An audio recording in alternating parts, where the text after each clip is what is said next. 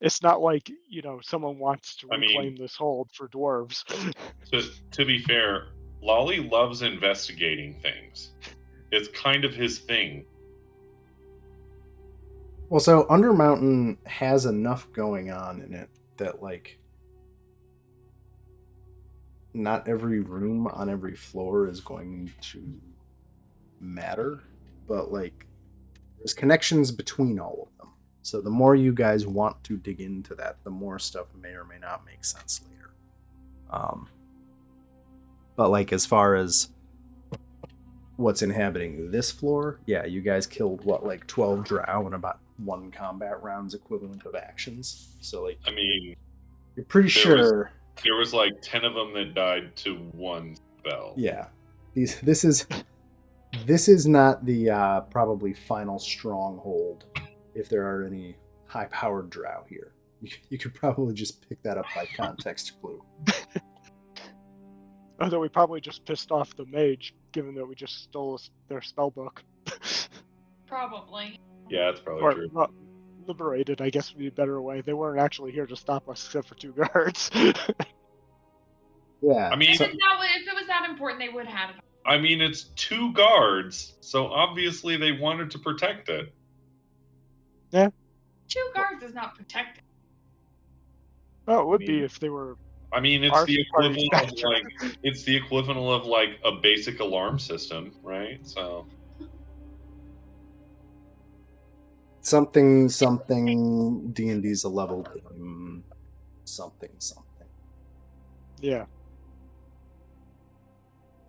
But yeah, I think I'm just gonna start rolling because we got 3 people here, and I think we can do some fun stuff. But yeah, you are in this fancy bedchamber. I think you have completely looted it at this point. I think so too. Yeah, because we went through all the trays and the chest and everything. Definitely did that. Yeah, you went through the chest. You went through. Oh, let me just go find the room real quick. This is room that. So, ooh, short chapter compared to something. Ooh. Oh no, it's. Oh, why do they do that? That annoys Torture. me. No, so like they have room 21A, 21B, 21C, 21D, 21P. Like, did you really need to do that? Could you maybe have just used different numbers? I don't understand. Anyway. Yeah, so you went through the chest, you found what all the crystals, Crystals, wand, spellbook. Oh, I have some. The robes. You put it into the party treasure, if I remember correctly. Yeah, you've got that fancy spider silk robe with little golden spiders. Oh, that's right. Yeah. Oh, I think I put. There was a birchwood wand, which it's an arcane focus. It is not a wand of X. It's just a wand. I also have some drow crossbow bolts if I ever want to sow chaos. Yes, you do. Let's see. Yeah, you've got that spell book. And then, is there anything else? There's an amulet, I believe. Yeah, I have a drow amulet. Yes. Like so the drow amulet you got from the guy who was spinning the story before we dropped the insect or Liz dropped the from the plague dead drow sergeant or whatever. Yeah. Oh, is that where it came from? Yeah. Yeah. Okay. See, these are players. You guys can remember stuff that I forget. We are think good. You are good think. Between us all, we got good group think. And that's all you need, right? Yeah. As long as the group together is smarter than one of us. Yeah. My daughter, random aside, my oldest daughter was trying to make a puzzle party for our middle daughter, and she was explaining the rules to me, which was kind of like a mashup of a heist scenario and the game Among Us. And she's planning this for a bunch of 5-year-olds, and she's been explaining it to me for like 3 minutes how it's going to work. And I'm both incredibly excited because my daughter is basically doing game design. And then I have to crush her dreams and hopes by saying, This is brilliant. They're 5. That's too much for 5-year-olds. Adults have a hard time with Among Us. Much less 5-year-olds, much less adding physical obstacle courses into it. I don't have a hard time with Among Us. I think that shit's hilarious. I don't know it. Well, that's where sus comes from. people say you're sus. Oh, I had yeah, to explain all the this to time. my wife Yeah. tonight at Okay. dinner. My daughter and I were both like calling things sus, and my wife was just looking at us like we were insane. Like, yes. See, it's funny because your wife works in game design, and the fact she doesn't know that is even funnier. I have to not talk about her stuff for a while. I'll get in trouble because I'm very angry about a few things. So I'll have to talk about that when I'm not Being recording a recorded. stupid video. Yeah. Here we go.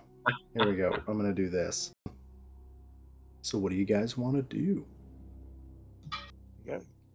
Yes, head I back was out. going to mosey 4th, or perhaps 3rd. Would you Sally second? I could Sally 2nd as well. That's a good point.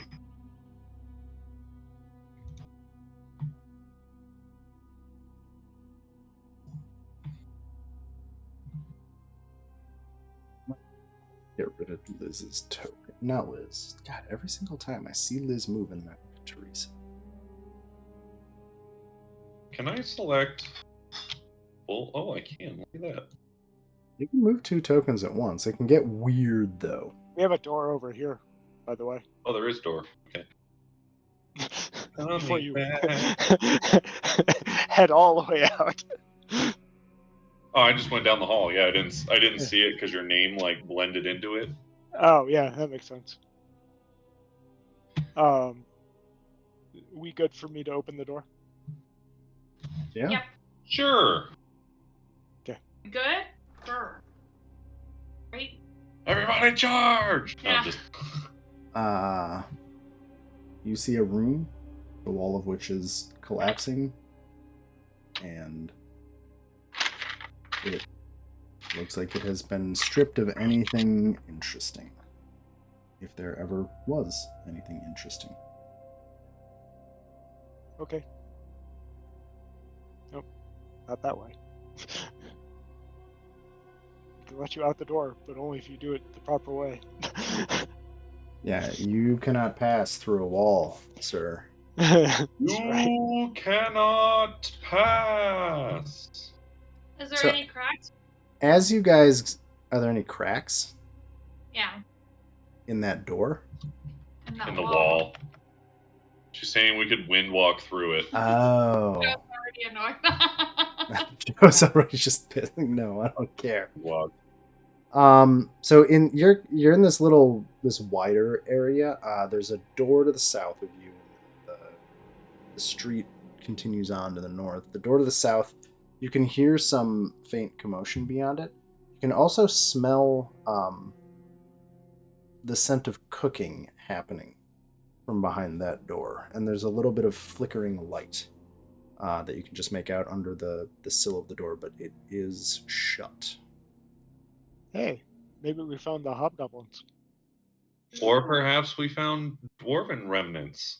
Or perhaps we found more drow. But I definitely think it's worth checking. So can anybody other than Anvar understand what they're saying? I don't think you can make out specific words. There's a couple of different voices talking quietly. Let's see here. There's kind of one deeper voice and a couple high-pitched voices that sound quite worried, and then a couple of other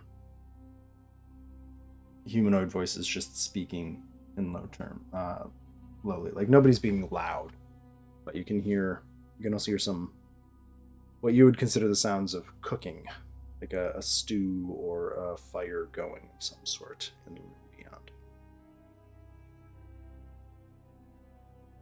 I'll look at the others and shrug. Lolly will move over here so he has a better view and then kind kind of gesture like, are we gonna go? Anvar will nod and open the door, Listen, or attempt to.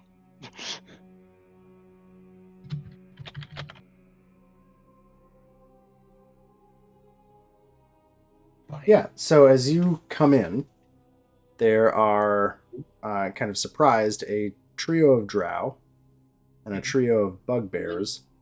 Actually, what do we got here? We got a... Oh, man, sorry. I can read. There's a bunch of goblins and a bugbear all manacled together, working at cooking while 3 drow stand guard. They all look at you, pretty surprised as you come in, and the drow Lolly reach shoots a for their drow. weapons. Okay. Which one? And then I started blasting. And then I started blasting. Do you care which one? We've got a guy, and a guy. We got 3 guys. Not particularly. It's been all guys, I'm going to note. You kill that one. He's dead. You don't... I'm just going to go ahead and say you kill him. They're going to come at you. I'm assuming you guys are going to try and kill the rest of them after Lolly starts shooting. Okay, I think what I'm just going to do is roll a d6. Well, let's see here. Yeah, I'm just going to roll a d6. And say, over the course of subduing the drow, you guys will take 6 points of damage. And just kind of hand wave that away, if that works for you. You think they'll do that much damage? But okay. Hmm? You think they'll do that much damage? Okay. I want there to be some sort of way to fly through combat. But I've never come up with a good system for dealing with low-level combat. Letting us smoke them. yeah, letting us beat the shit out of them. You just want and it gets no... trickier with Anvar having a ridiculously high AC on top of it too. Well, fine, you kill them all. But I reserve the right to inflict damage for expedience in the future. I actually have a subsystem I'm thinking about for it. Then I'll apply the 6 points damage if you want. I don't care. I don't care that much. So you have 3 goblins and a bugbear. Now you're standing over these dead drow. They are all manacled together, just kind of watching you. Not really sure what to do next. And one of the goblins will just kind of point at its feet and be like, "Unlock us?" in Goblin. I guess Anvar, you can understand it. I don't know if anybody else speaks Goblin. I don't think so. Liz from the kitchen says, I don't. Nope. Anvar will say in common, "Do you understand what I'm saying?" To the Goblin? To all of them.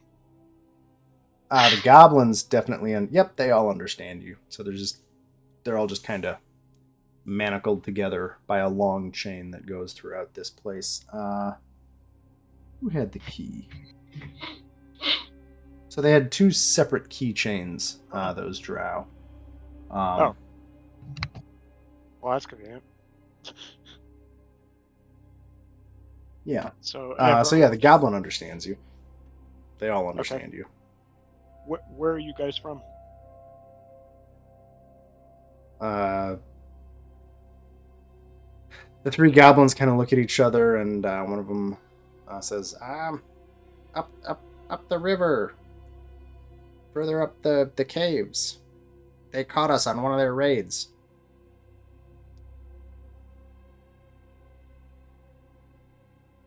Okay. Do we want... He looks at the other guys to see if it's okay to release them.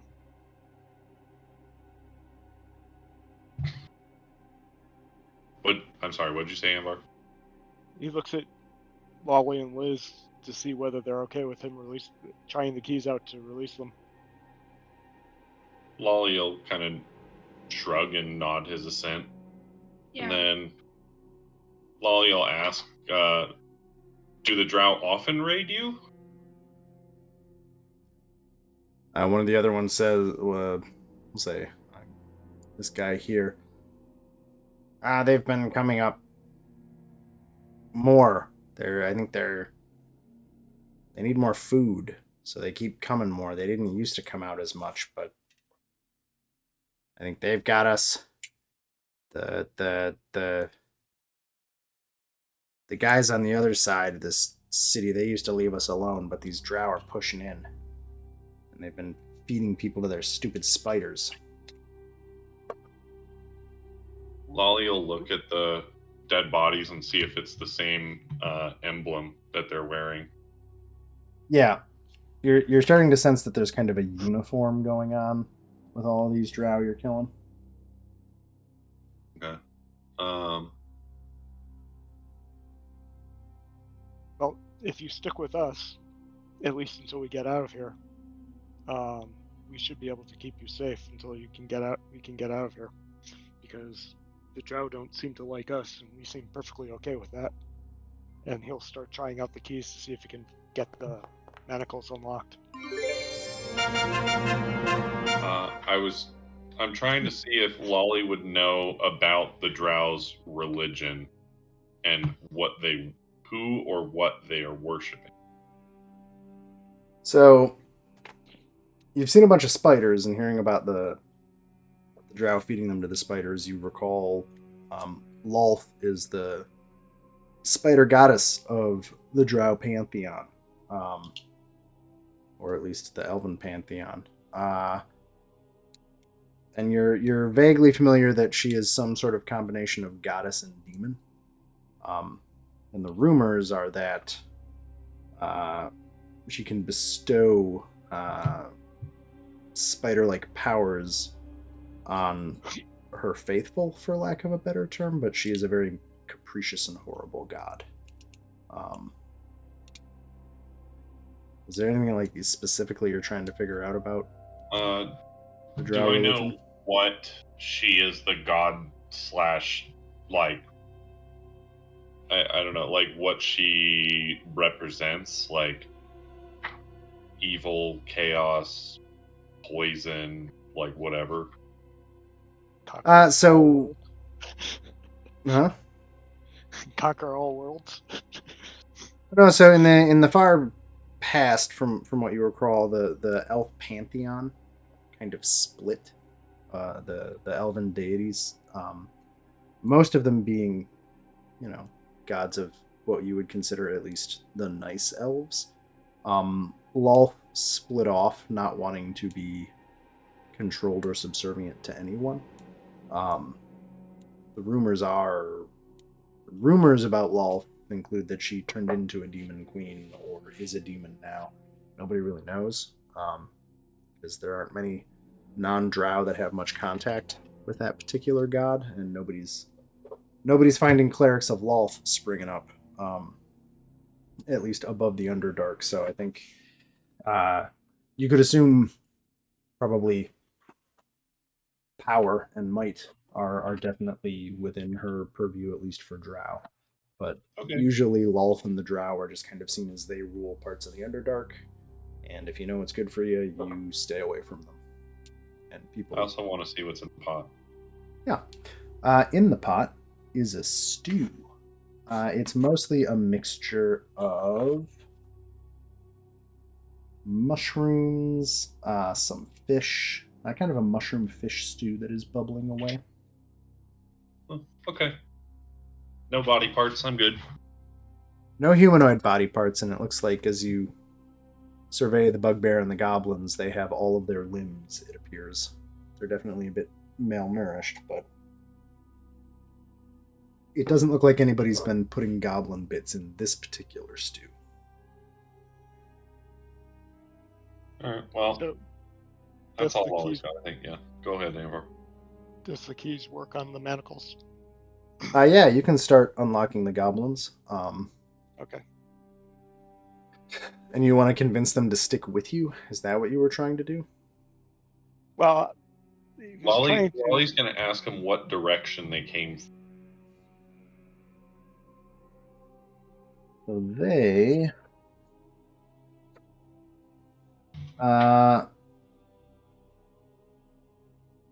they gesture. I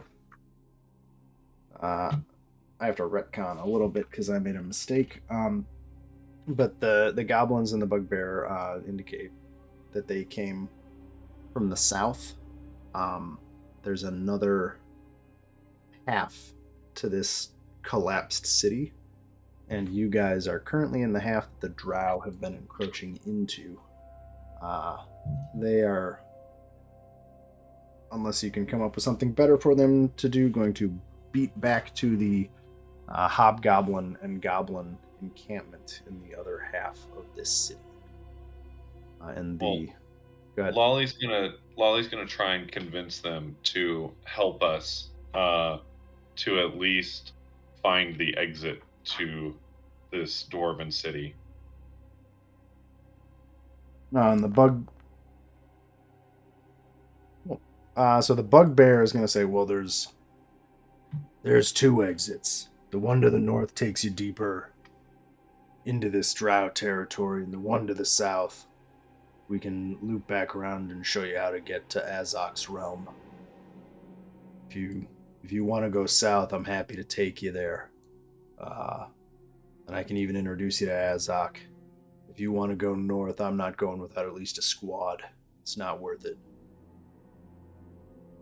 I think it would be worth meeting Agzok. I was just gonna say that if we're getting a introduction, that sounds pretty good. Because we're pretty interested in wiping the drow out of the city. And if he is their or he or she are their enemy, then sure, yeah, I think we could go have a meeting. So, Anvar will release the rest of them. And then Lolly will ask if they will take us to Azog. Liz is along. This is what? Just along for the ride on this. Okay. I mean, she just wants to get out of here. Yeah, so I'm just gonna kind of clump you guys together a bit. Oh, and the big guy's name is Blarg.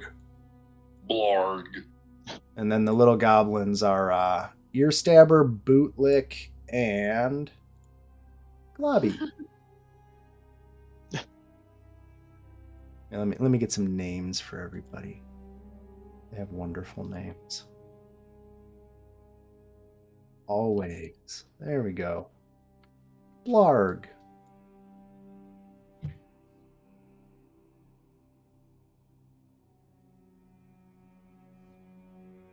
Whatever. Okay, so I'm going to move you guys around a bit. I'm assuming you're just going to let them lead you out? Yeah. Okay, cool. So, you guys are going to get led out. I'm going to move you myself. So as you head out, they note that this building over here to the east, that's got some penned up quaggoths that the drow can unleash on people. And off to the east, there is an entire building or two full of troglodytes that the drow have enslaved to mine for them. Other than that, Lolly would ask, would it be beneficial to you or your commander if any of these were to be freed?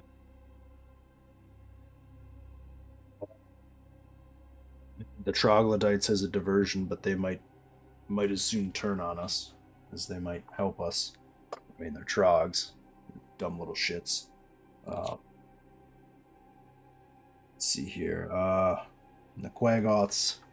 Again, I think if we go in that room, we'd have to redirect them. I think they're more diversions than they are really helpful in a fight. But could be part of a plan. Okay. Let's see, is there anything else that he knows?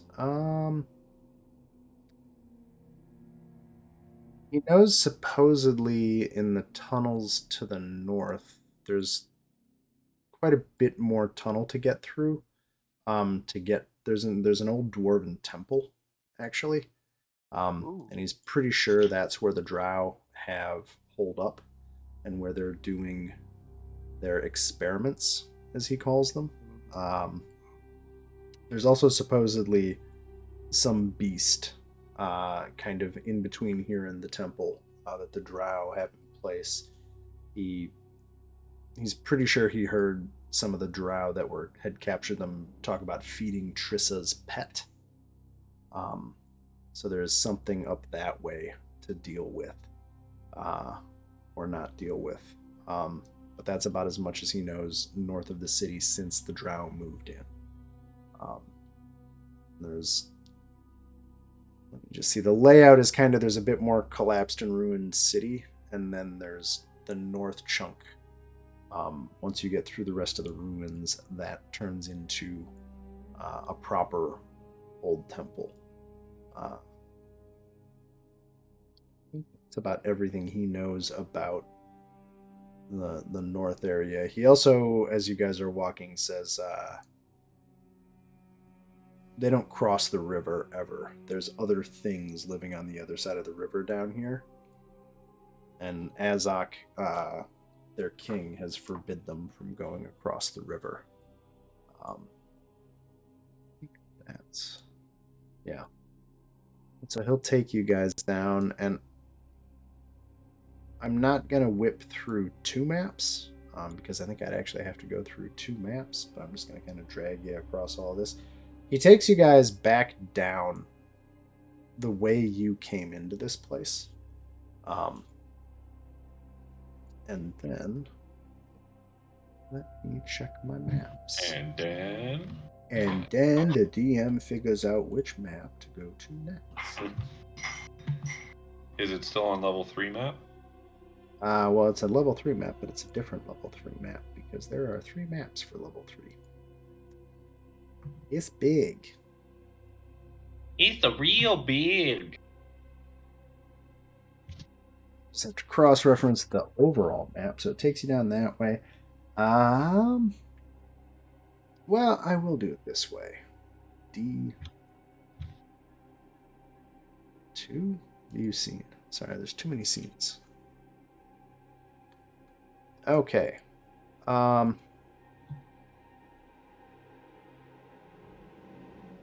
That's fun.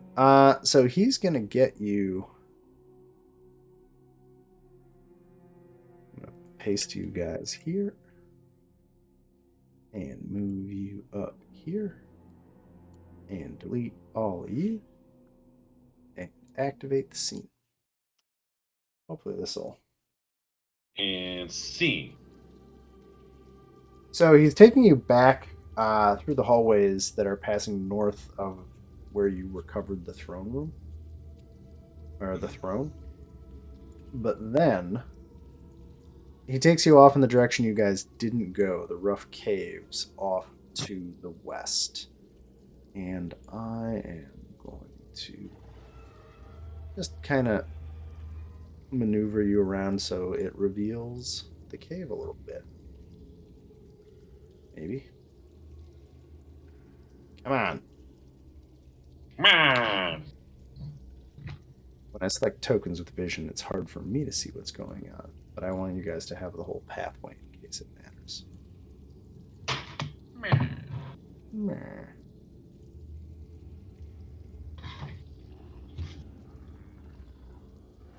Whee!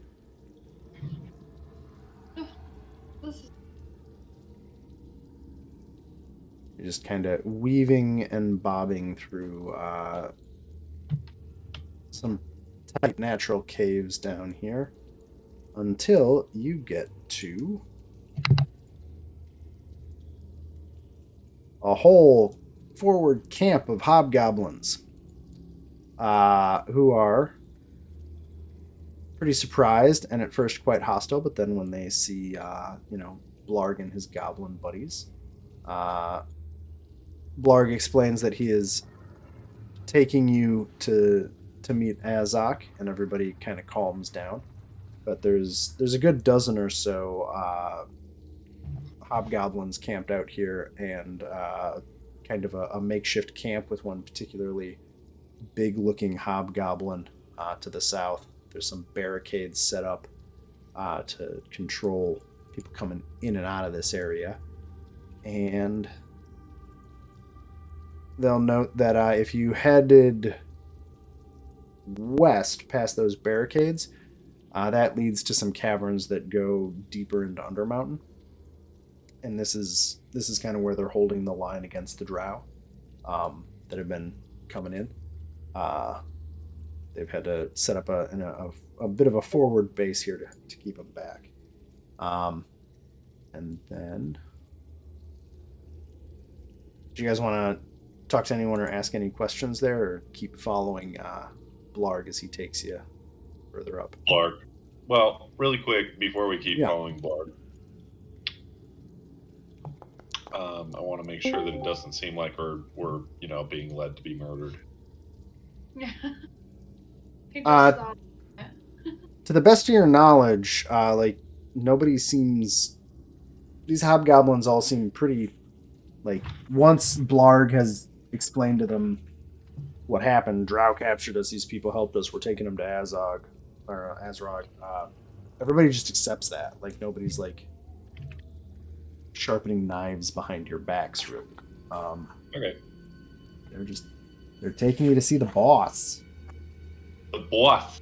We're gonna take you to see the boss.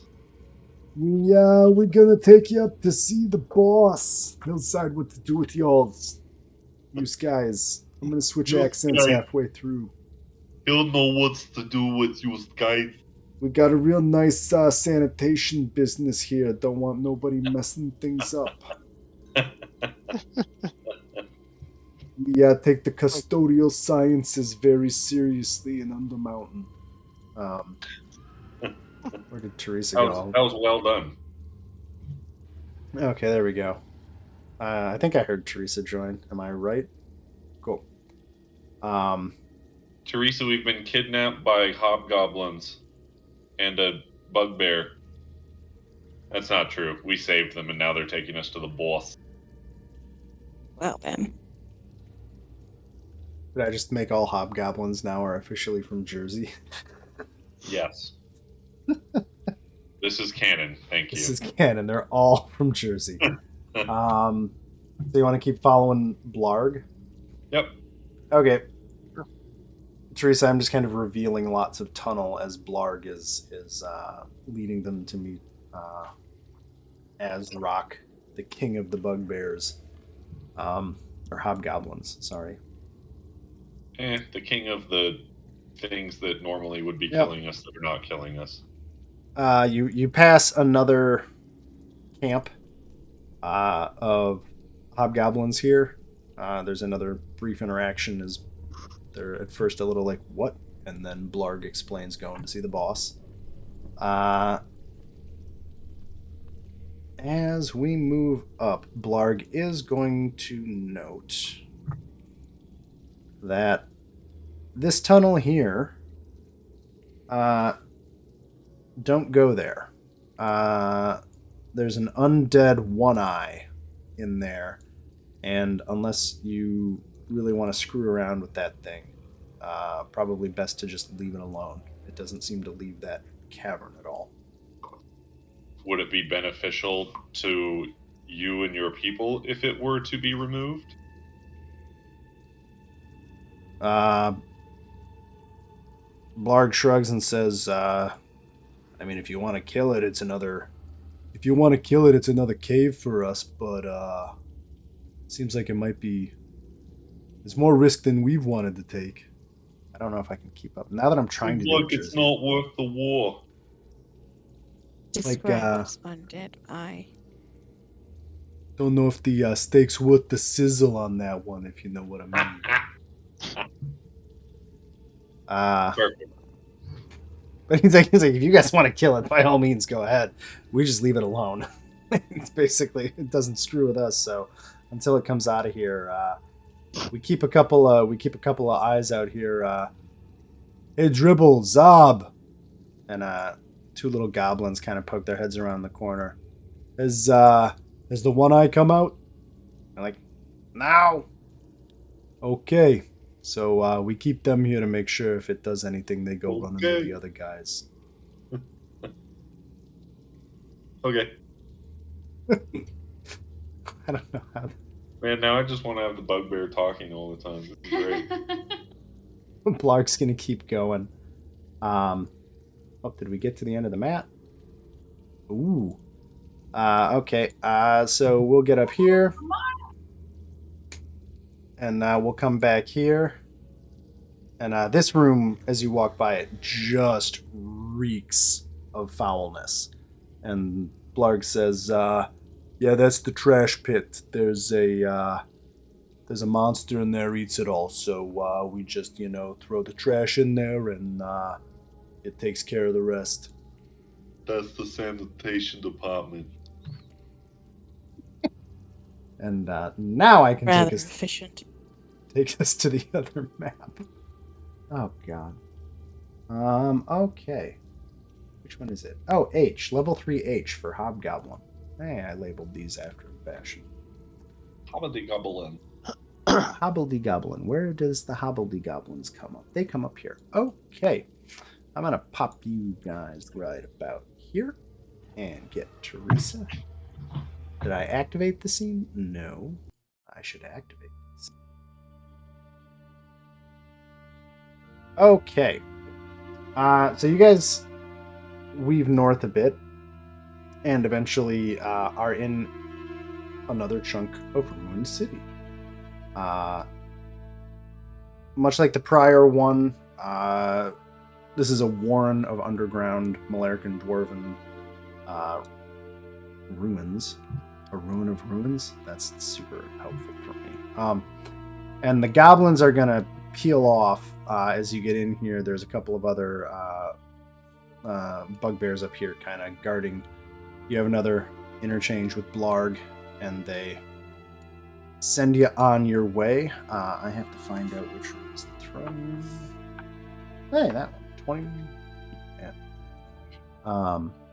Is that on the top of the map? Take it. Crap. Where is it? So many rooms. So many rooms, so little time. There it is. Okay. So, yoink. I might clip some rooms on the way. But you get led quite a ways into this city. As it were.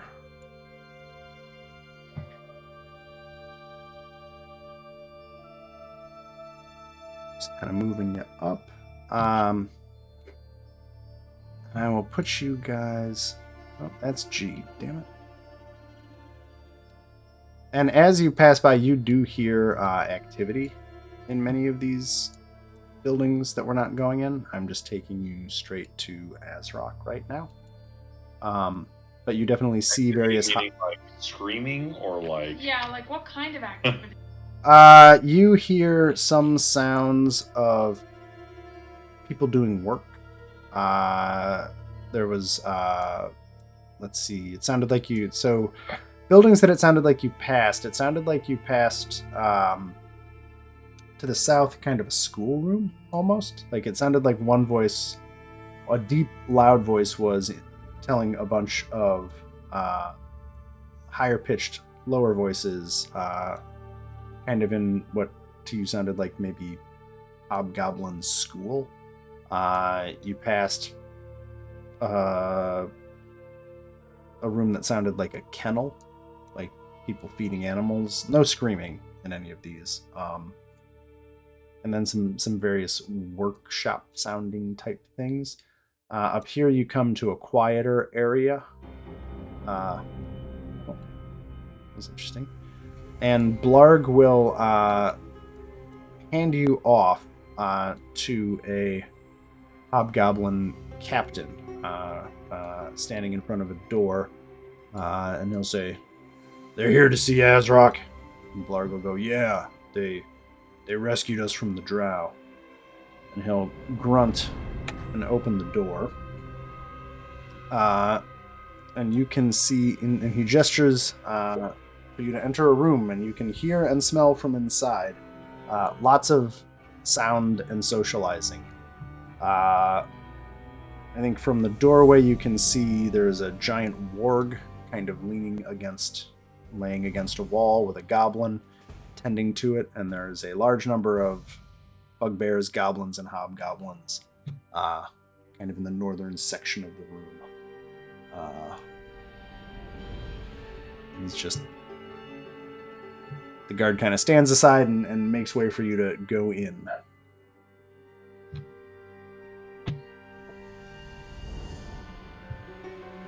All right. Well, Molly's gonna walk in.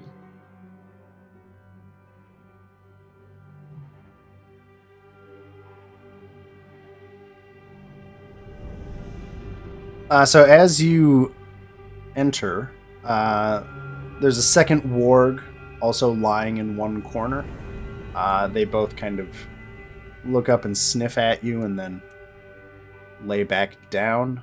And you can make out in the northern chunk of the room, it looks like there's a bunch of goblins and hobgoblins all kind of speaking amongst themselves, but you can see there's a bit of a throne up on a dais in the northeast corner of the room that you can't quite make out, but if you come in all the way, you'll see it. All the goblins and hobgoblins notice you and kind of part to make way. They're all speaking to each other, mostly in various dialects of goblin, so Anvar you can pick up on, like, oh, new visitors, wonder what they're here for. And just various murmurings like that. Nothing weird or suspicious, Anvar. Just, it sounds like you're entering kind of a low-rent throne room.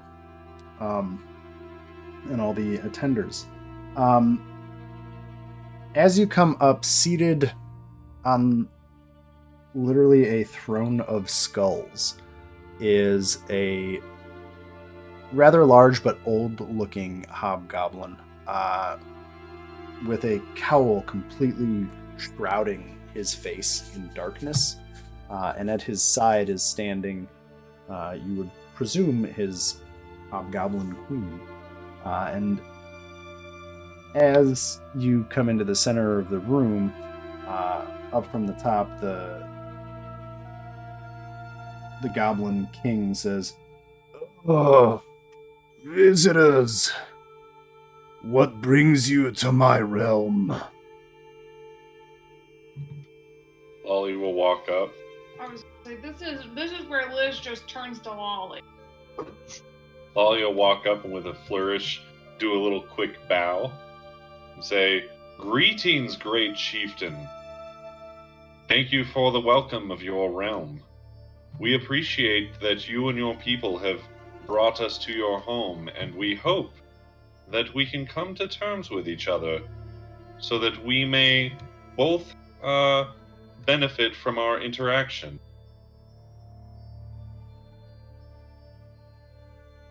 Oh, just wrong. What language were you going for? Common. I had Infernal selected. Oh, just common? Yeah. Okay. The king goes, "You're very courteous. It's always great to see new visitors. There is the matter of your registration and your tribute. We can handle the registration, but it is customary for visitors to provide tribute when entering the realm of new royalty." And he kind of grips the pommel of a great sword that he's holding as he says this from his cowled face.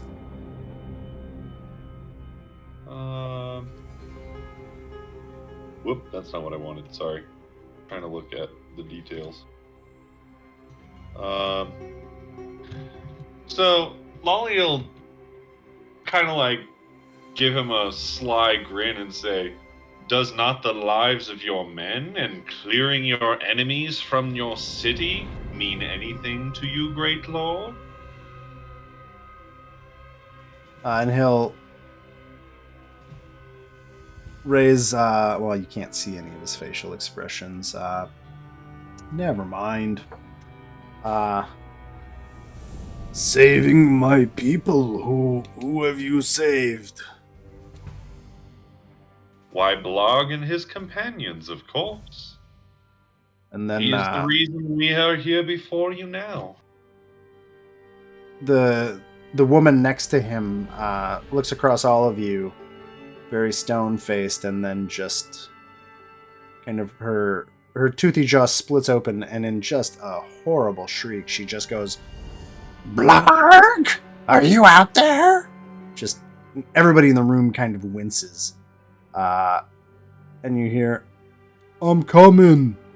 And Blarg comes in. And says, I'm here. Yeah, yes, your majesty. I am present.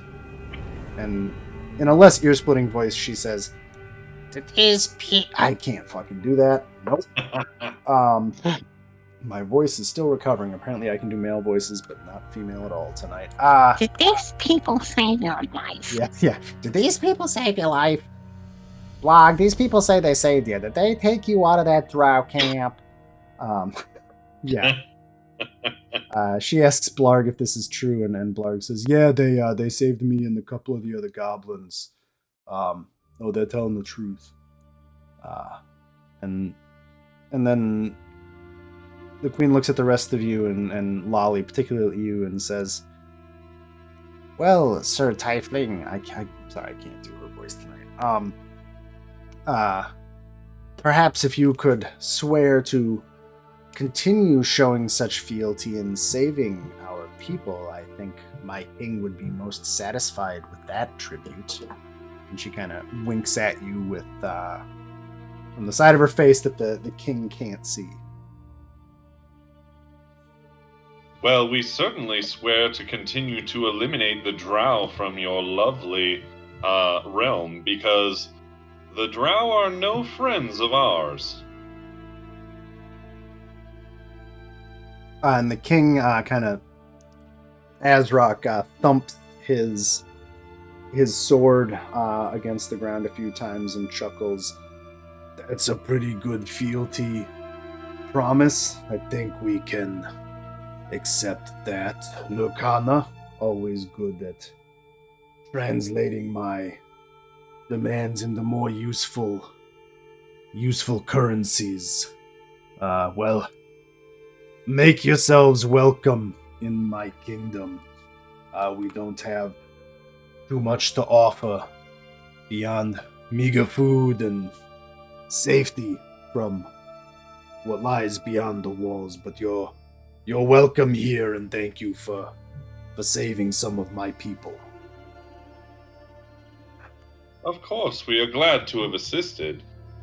One thing that could help us assist you further is some additional information upon what the drow have recently been doing in this area, and if you have any idea of why their raiding seems to have picked up.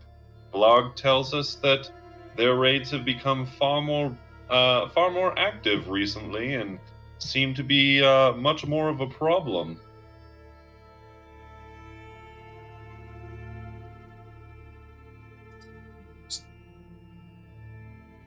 Need to look up a word. Yes, they've certainly made our lives more difficult. The House Alrindar, those drow you've run into, they usually stay much deeper in the Undermountain. But Can I ask you to repeat the name of the house, please? I apologize. Alrindar? I'll type it in chat. Alrindar. There you go. Alrindar. Okay. Got it. Yeah, they Continue, good king. Yeah, the Alrindars, they usually stayed below, but you may or may not know we're pretty close to Skullport here, and I think they have designs on First our city and then Skullport itself. We've been trying to hold them back as best we can with the caves and the choke points and what have you. Have you experienced success in this, or is there something that perhaps we could assist you in being more successful with? Well, we've kept them out so far. He kind of gestures around at everybody. Oh, you're just putting that. Okay, sorry. Was that a note that you were typing Yeah. over there? Okay, cool. Sorry. I got a beep.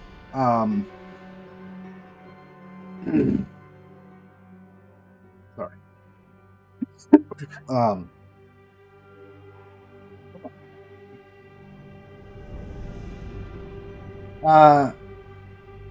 Yeah, if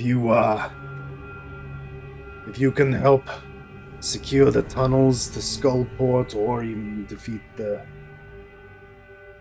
Drow, I would be most grateful for your assistance, and we could probably figure out how to combine forces. It seems like you're strong adventurers. Well, yes. I was actually curious, is this part of the Undermount more stable? Are you normally connected to Skullport, or do the tunnels shift occasionally? Well, I mean, when Hallister makes changes, they just happen, but as long as we've been here, I'm assuming you came by those dwarven rooms on the room with all the blocks in it, right? That's from that place on, that river, that goes to Skullport, and we've usually stayed on the right side of Xanathar. And when they want to come here, we talk, and when we need anything, we go out there. But those Drow, they've been coming up from below and disrupting it all. But no, like the river's been here since I took this city. We cleared it out. And it hasn't changed since. He kind of waves back. Those walls fell long ago.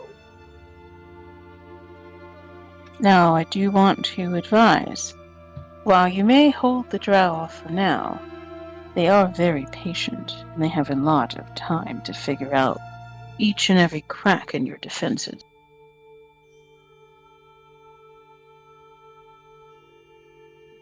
He'll grip his If sword. I were to make a suggestion, I would say to launch an offensive to crack down on them once and for all. Lolly will pipe up and say, perhaps you could have your warriors assist us if we were to attack the Drow. Yeah.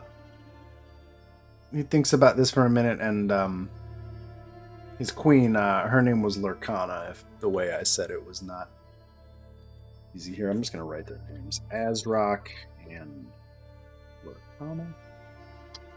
That in chat. He kind of thinks a bit, and Lurkana leans over and starts whispering to him. And he's thinking a bit.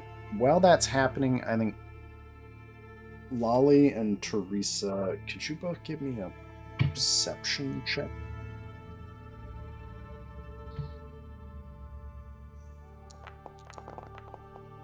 Super perception. Teresa did pretty good. Yeah, I think Teresa, you get the impression that the king probably can't see, and he's got this cowl on over his face, but as you watch his gestures and as you watch Teresa, or not Teresa, as you watch Lurkana lean over, it takes him a moment to focus upon her voice, and you're pretty sure he's blind. It's just a piece of information for you to have about him. But after Lurkana pulls back, Azrock says, I think that would be a fantastic idea. Of course, we have to plan and get the troops ready. When and how would you propose we attack the Drow?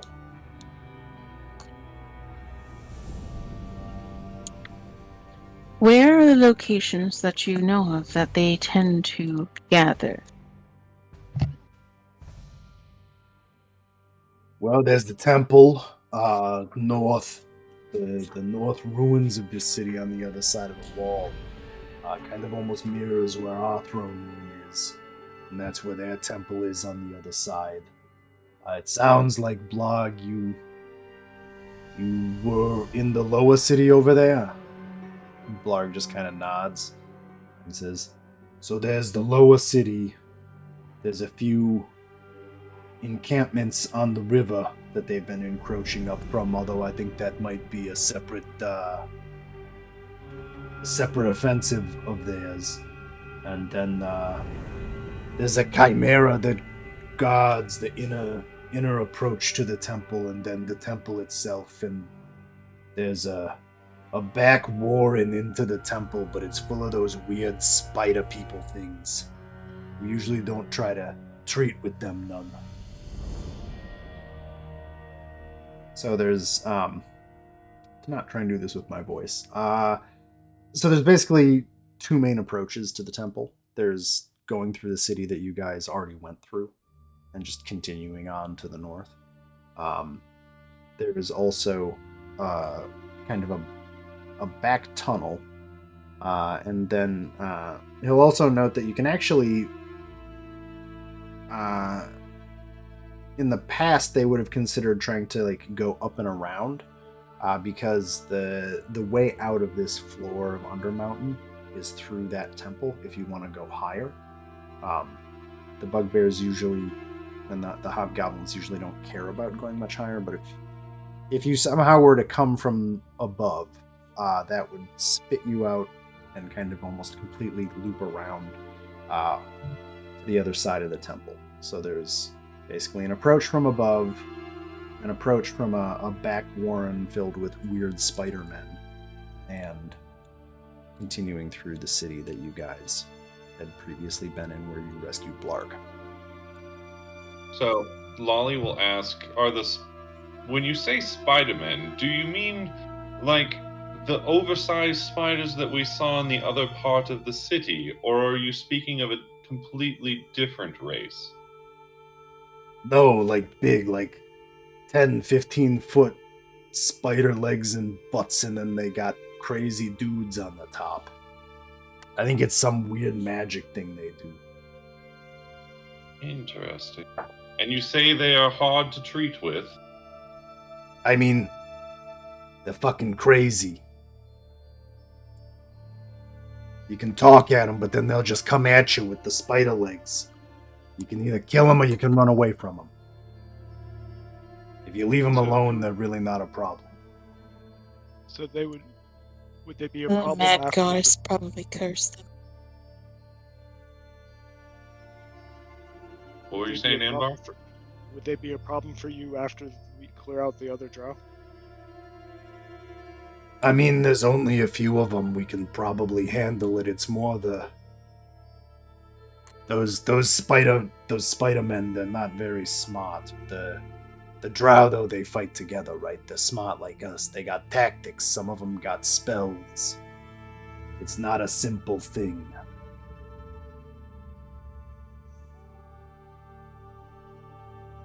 Yes, well, as I said, the drow are no friends of ours.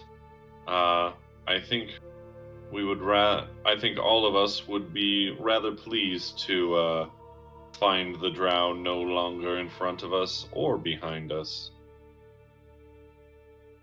I think we could come to terms on something that would be equally beneficial to removing the drow.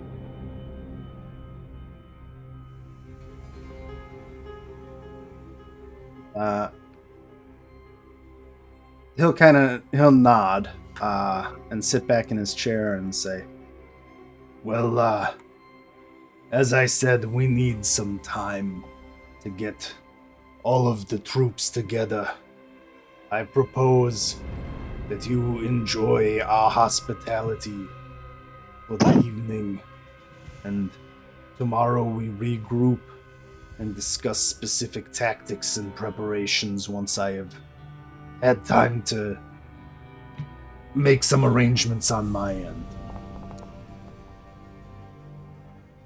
Does he seem like he's being honest, or that he's trying to like bide for time? A little bit of like, he's honestly asking for time. Yeah, he's not just trying to like, put us off to. No. Like, he's literally like, he had just now thought, like, you guys are just now broaching, oh, why don't we do an all-out assault on the drow? And he's in the point where he's like, that might work with you guys here, because you seem pretty powerful, but, like, I gotta get the troops. And, like, as you saw, there are hobgoblins stationed.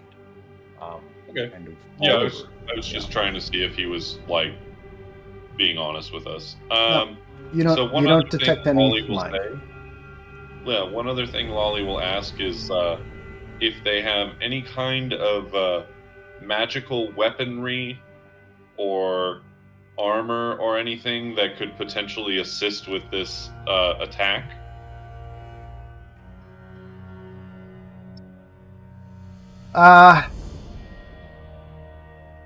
So he says, well, we've mostly got steel and iron, but there's a few people, if you're gonna spend the evening, you might want to discuss. They might have other options for you. I'll admit I'm a bit old-fashioned.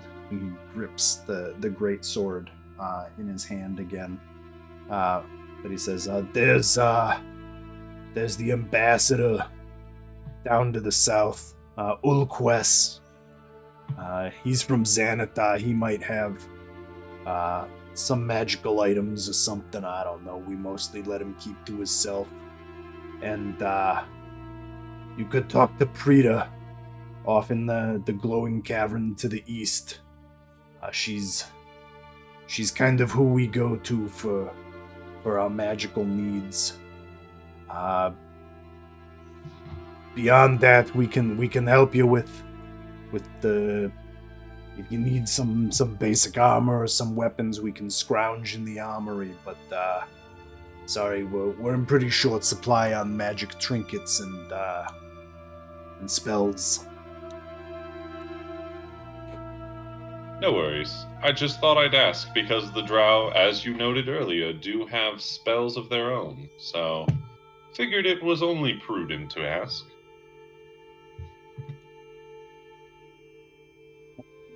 Very well. I believe that we can come to an agreement that the drow should be removed. And I'll turn to the rest of my party and say, does everyone agree that we should help these beings and try and help them free their city?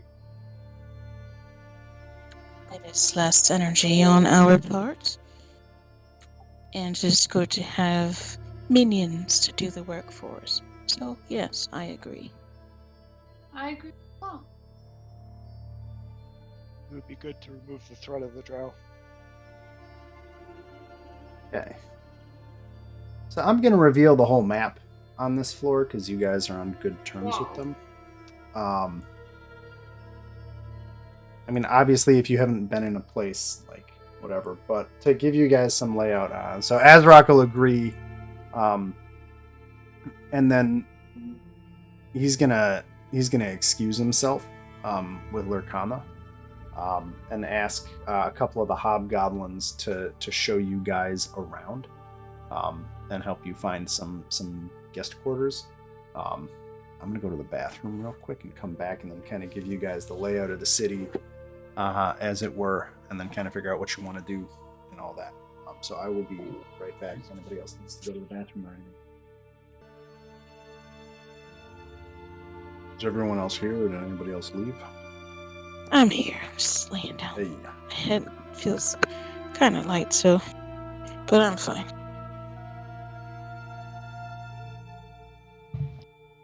Hello.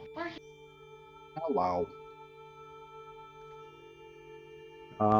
Okay, so I think we got everybody. So the general lay of this floor, or this area. Let's see here.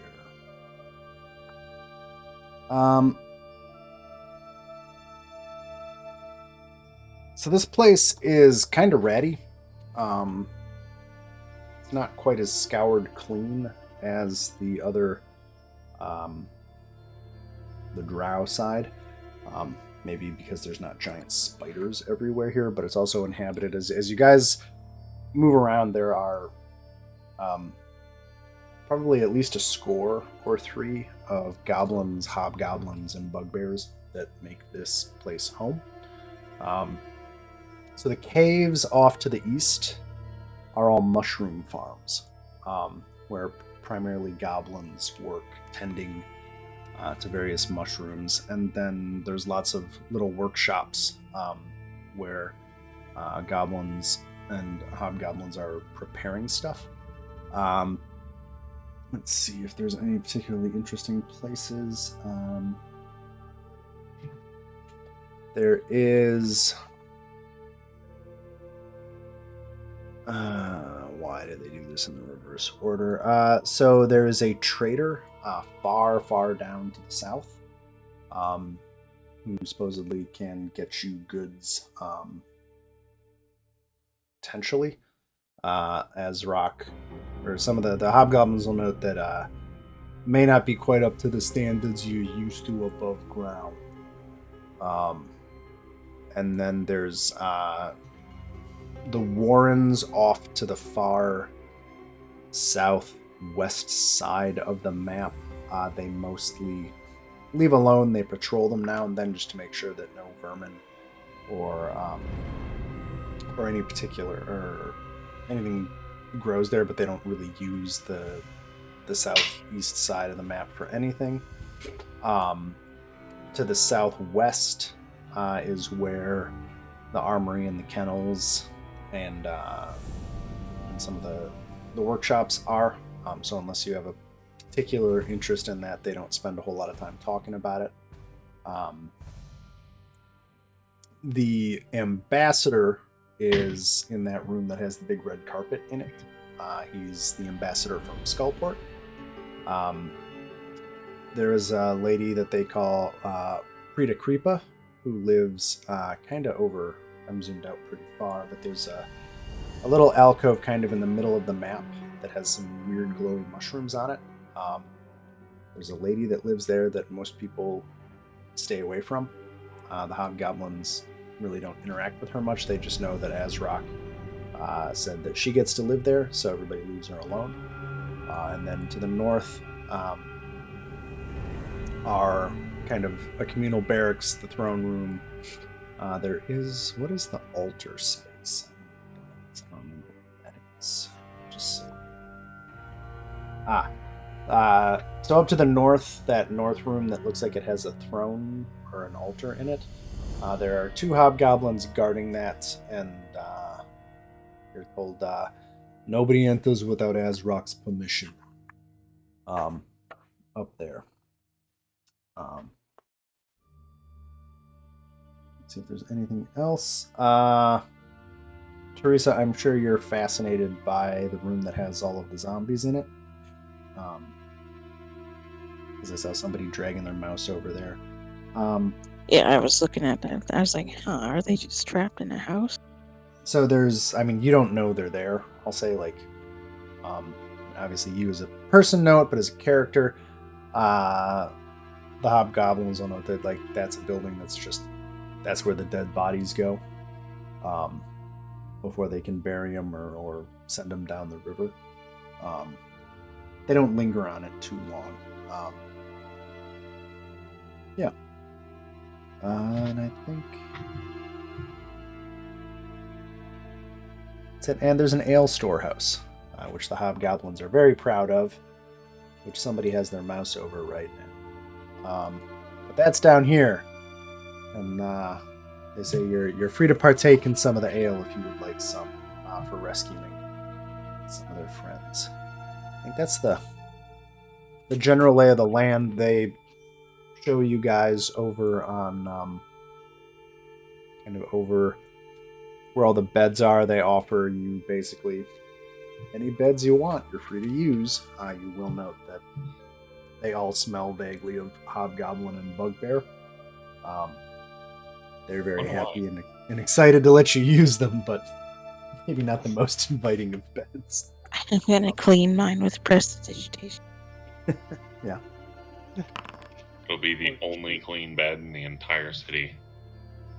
Or just use Quite possibly. tiny hut. Just post up like, thanks, I got my hut, guys.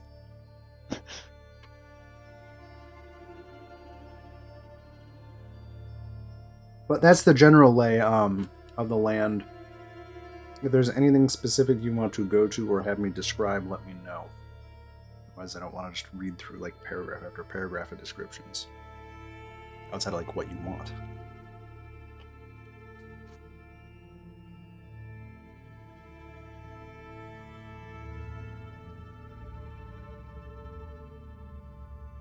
Well, I would say I probably want to try and control those zombies, but that might take some time. And she probably doesn't know that they're there yet, so. Yeah, I'm showing the map just to make it a little easier to like do stuff. Yeah. But I'd say you can assume like you don't know the details of anything in any of these places besides like the general descriptions. Like, yeah, there's the alehouse, the ambassador, the workshops, and the armory to the south. The place they don't want you to go to the north. The communal sleeping hall. Any of the other buildings, just assume, unless you specifically go to investigate them, that you don't really know what's in them. The guards don't even point them out. Well, the most immediate thing on her mind would be the positions of the city, what's vulnerable, what can be defended, and where the drow were last seen. So the nice thing about this city right now is there's really only one entrance to this part of it. What does that say? Oh, well, there's two entrances, I guess.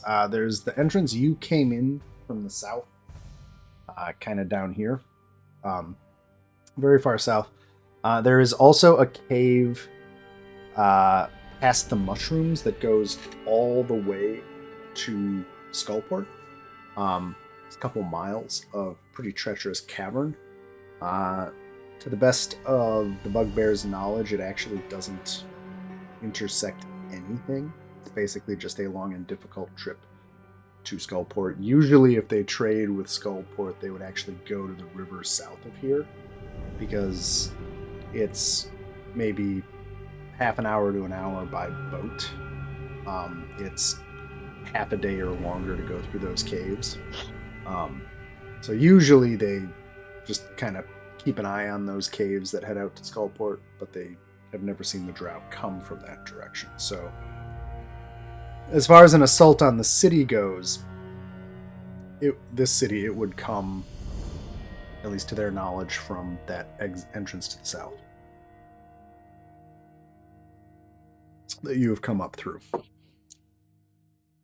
Which means they would have to get through a couple hobgoblin checkpoints before they even got there. Yeah, defensively, it looks like they've kind of got, right now, a decent defensive set of checkpoints set up. If drow attacked en masse or decided to get more creative, who knows? But you can kind of see why there's a little bit of a stalemate here.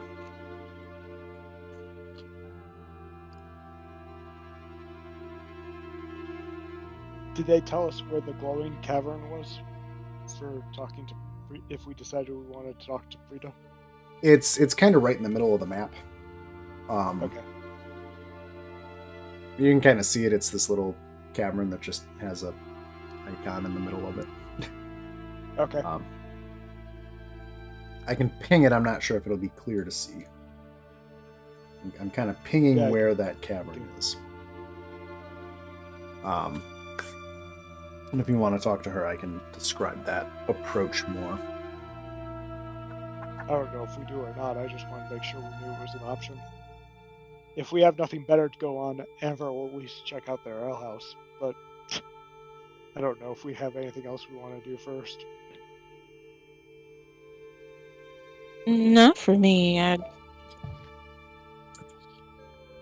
would like to start seeing if we can, maybe not short place, but figure out where the drow might be wanting to hit. Or where we can go to find more of them to kill. Oh, we left the other side of the Dwarven city where we were running into them regularly. Oh, okay. So we ended up here because we raided their kitchen and found a bugbear and 3 goblins chained, and we freed them, and they offered to take us to meet Azra, which we thought would be a useful opportunity to form an alliance against the Drow. Oh, okay. So that's how we ended up here. So we're still on the same floor, but it's this section of the city's decently winds its way through to get to the other side. Yeah, so you guys, like, this city, this Malarican Dwarven city, Anvar, you can figure out, basically the middle got crushed. And so you're on, like, the west side of the city, and the Drow are on the east side. And the center of the city, the cavern that it was carved into, basically collapsed. And has cut the two halves of the city off from each other, except for that southern loop that kind of goes back around. Does that make sense? Yeah. And into that other side, there was the entrance we took into the city, and the Hobgoblins said there's another way around. Do we have any idea what may be crushing? What was that? Any idea what caused the middle of the crushed? Earthquake, probably. Like, have we seen any signs of anything that would indicate? So all of the ragged edges of this map are where the collapse is. Right, like if you zoom way out, you'll see the city is roughly in a square shape, except for the east side. If you get close to any of it and investigate it, it looks like a natural rock fall. If something caused it, you're not sure. But it looks like rocks fell. It is rock, yeah. Like it looks like the cavern done collapsed. For whatever reason.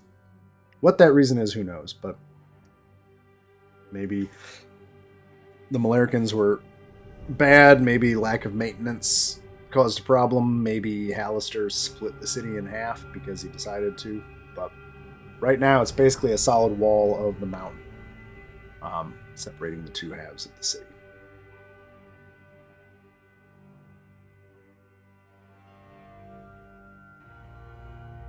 But there's not like glowing magic ruins or anything. It's just stone.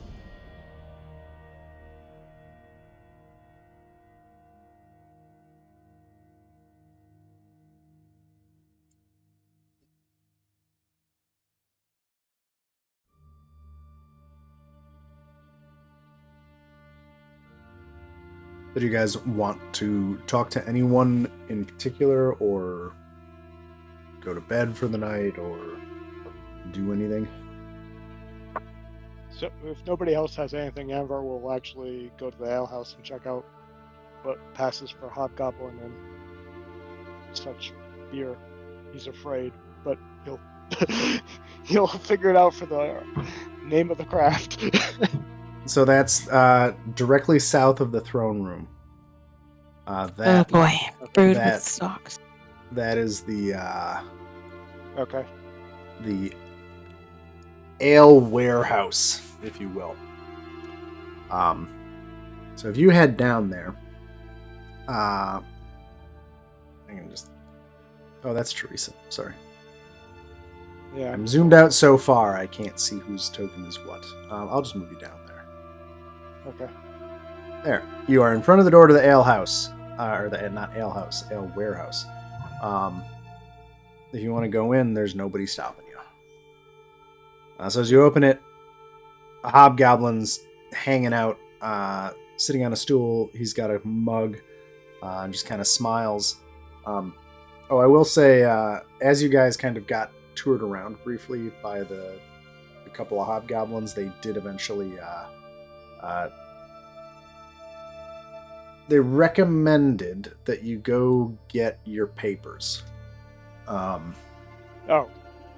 And Okay. sorry, I completely blanked on that, but I realized that might be useful. I'm just trying to find the building that has where the hell that happens.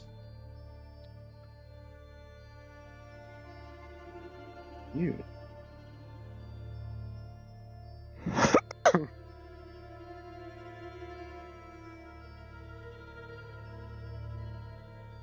There we go. 21C. Sorry, they used letters. So that's actually down way to the south. So I will say the hobgoblins recommend you guys go get your papers down there. You can do it now, or you can do it in the morning, as Rock knows who you are. But if you have papers, it'll probably make it a lot easier if you meet any other people who haven't seen you from the throne room to know that you're not like up to no good. Amber would do that before going to the ale house, just to avoid the hassle. Okay. Are we getting escorted there, or are we Are you getting what? escorted? Um, Or going around. So I'll say that two of the hobgoblins I'm saying they gave you guys an escort. If you all just want to go there, I can pull you all down there as part of your tour. Just to make it more sensible, because I completely blanked on it. Sure. Whee! You're flying. I love how slow. I was scrolling after it at like the perfect speed, and it was really amusing. Whee! I'm zoomed so far out. Okay. There you go. So I guess they'll leave you here, I guess, after they kind of walk you around a little bit. And say, here's where you can get here's where you can get your papers. It'll make it easier for you. People won't be suspicious. We'll get you your fake papers here. Okay. Well, Amber will walk in. If I didn't just shut the door. As you come in, you have just found what must be the Hobgoblin DMV. There is one Hobgoblin manager sitting at a desk at the far end of this room. And there are 6 goblins silently sitting in front of pieces of paper. And as you guys come in, they all kind of look at you expectantly. And the Hobgoblin says, you here to get your papers? We are. And, go ahead. So yeah, we're here for the papers. And you can see all of the goblins all start to almost quiver in excitement. You get the impression that they have been sitting here for a long time, and you are the first new faces they have seen, and they are just ready to give you your papers. The truest impersonation of a DMV, excited to do bureaucracy. So who wants to go first? I can't do you all at once, but who wants to do their papers? Sure, Lolly will. Why not? Okay, so one of the goblins starts drawing what you can best describe as a horrible caricature of you, Lolly, on a piece of paper. Just like the horns are all screwed up and none of the facial expressions are right. Another one of them opens a book and says, name? Lolly Goodfellow. And you see kind of like an Lullli.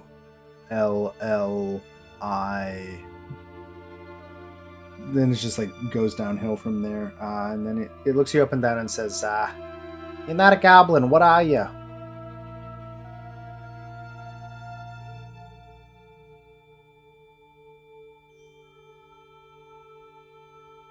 He's speechless.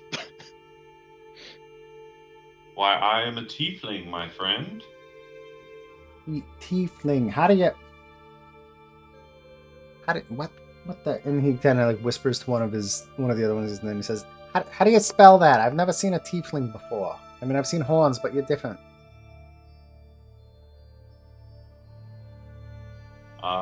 It is spelled Teifling.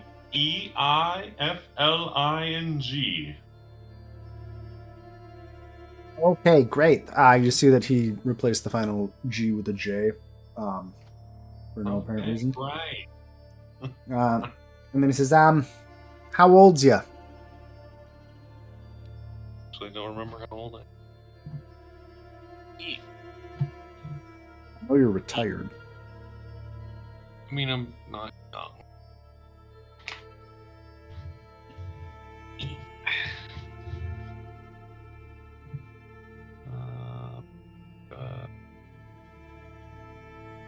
I actually don't remember. Give me 1 second. One moment, please. Oh, shit. D&D He asked Beyond. backstory questions? What? Yeah, I know. I'm not used to it. This is way more in depth than usual.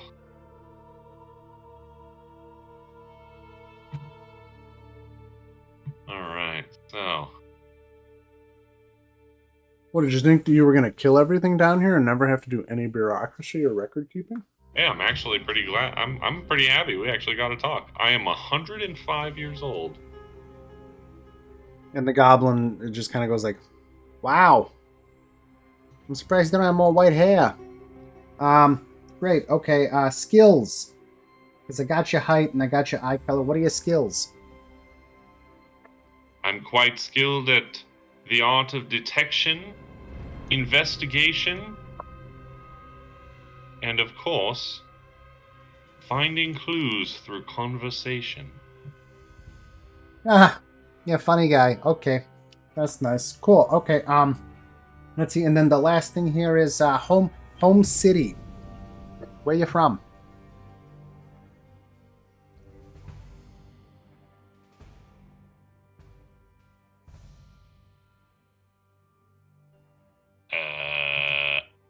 Baldur's I know. Gate. I know where you're from.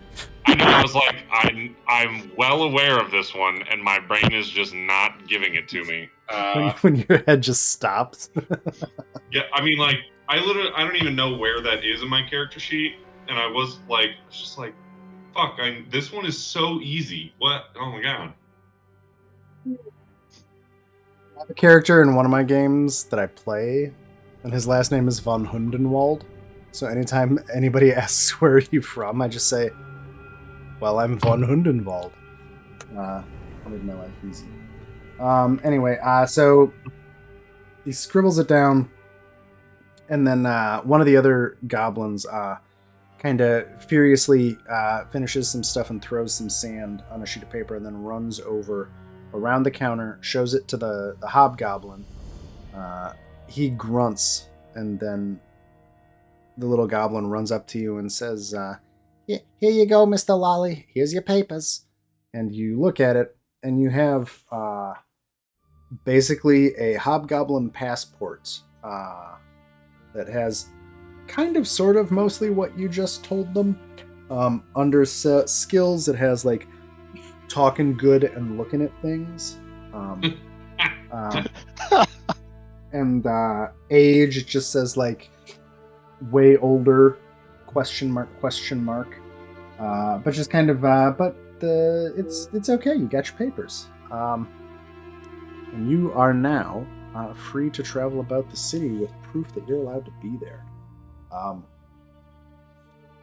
Do the rest of you want to get your papers? Do you want me to go through each of them, or do you just want to get them? It's up to you guys. Ever certainly will get his papers. I'm Yeah, willing to go through Liz it will or get- not. Liz will get hers. I mean, I won't Cool. lie, I was incredibly amused by the process, so. Yeah.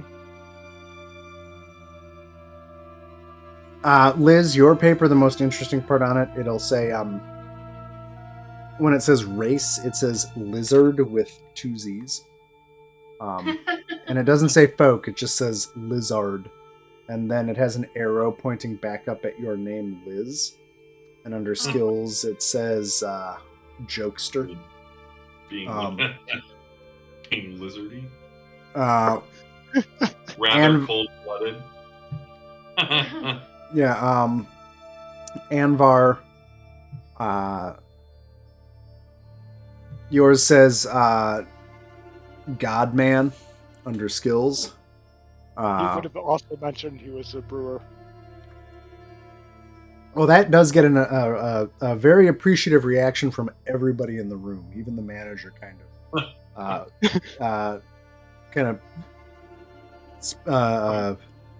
gets interested at that from his. I'm literally picturing all of these little goblins just being like, ooh, oh. Yeah, basically. Oh, you should go over to the. I can't. What the fuck just happened? I don't know. What the fuck? It's the what the fuck alehouse. Yeah. I started with like. I started trying to do a Goblin Jersey accent, and then it turned into a Boston accent in my head, and then my brain stopped. So that was good. But yeah, they're all interested. I think Teresa, your skill says scary lady. Just because they're very impressed by your demeanor to the point that you think they might be more interested in making sure they make you happy than the manager. But you all get your you have your papers, and the city is yours. Got our paper. You got your papers. So now if you run into anybody, basically you have papers to show that, like, oh, you're supposed to be here. You're allowed to be here. Yeah.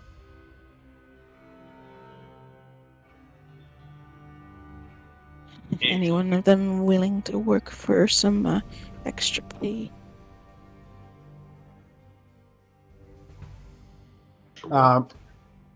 If you offer, they'll all kind of look at the boss and he'll say, I don't care as long as enough of you here to take any new papers. So I guess, I don't know, like 3 of yous can go do something. 3 years. Just a bit of mercenary work. You follow us, and you follow my order, and everything works out. Okay, but what are we getting paid?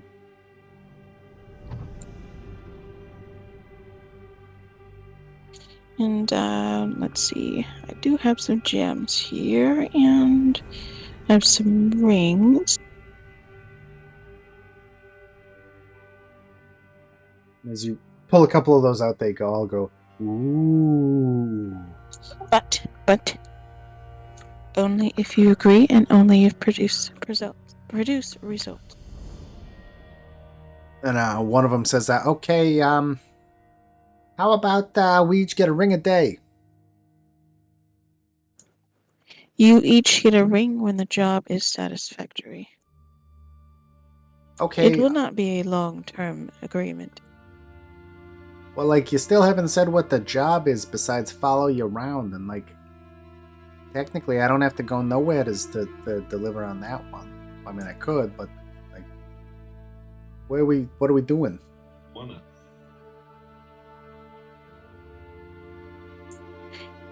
Be our guide outside of the city. The three of them kind of look at each other and kind of like, you sense there's a little trepidation, and they go, and then one looks back and says, but we get a ring a day once it's done. Certainly, only if the job is satisfactory. So, like, we take you around here until you're done, and then when we come back, is that satisfactory? Of course. Okay. And all three of them kind of spit into their hands and slap them together, and then put them out to try and shake with you on the deal. She just stares at it like, what the hell is that? Lolly's gonna speak up and say, perhaps a ring each at the end of the deal, 1 ring total, is a little more fair than 1 each day for each of them. That makes sense. See, the smart-talking guy. Why do you have to get involved in this? Look, fine, we'll do it for that, but no less. And the 3 that are stuck behind that can't go on this job just kind of snicker at their companions not getting the full deal that they had hoped.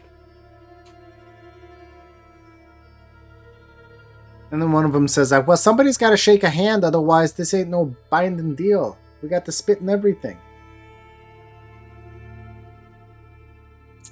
Ugh. Edna looks at Teresa and says, good luck with that one. Teresa is not one to turn down a decent offer that she herself has made, so she will shake their hands. So it's slimy and gross, but your deal is sealed, and you now have 3 little goblins that are going to follow you around. Woo! Immediately prestidigitation in her hands. Immediately. Goes, oh, lady, that's cool. Could you teach us how to do that? That would make our clothes so much better. Can you read? And one of them looks at you. We just wrote your papers, lady. Of course we can read. Some of us can even write. Can you read more than 1 language? Let's see. Well, there's Goblin, then there's Hobgoblin. One of them looks to the others. And one of them says, I can kind of read some of the stuff they wrote around the walls around here. Like, I don't have it perfect yet, but I'm getting better. You there. I will teach you. Hell yes, we have a Goblin Apprentice. I need to make up some Goblin names real quick, because we need names for these goblins. You can use the name, Jen. I'm going there right now. I just got to get Okay. there. I am doing this. I am doing this thing, yeah. Because I am far more interested now in what happens to these 3 goblins than anything else on this floor. Oh my god, one of them is called Bizdeal? Yep. One of them's Bizdeal. Perfect. That was the one negotiating. Yes. We're going to have Bizdeal and Negotiator.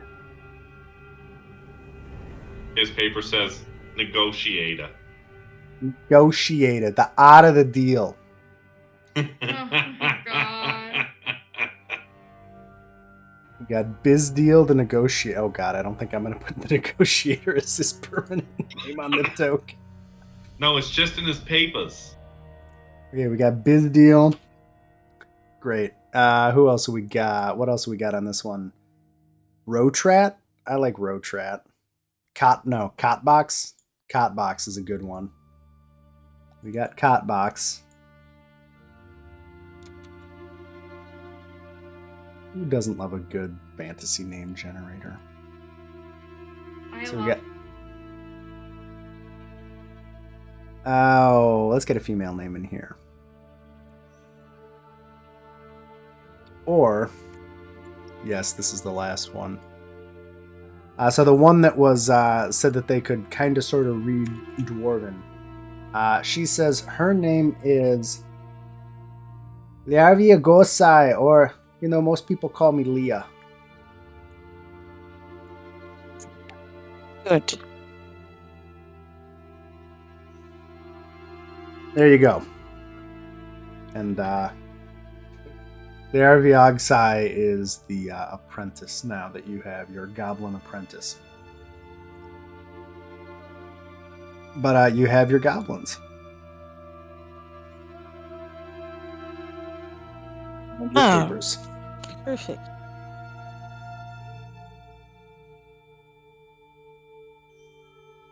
This is really easy. I'll just cast fabricate one today to fabricate some rings out of the rock.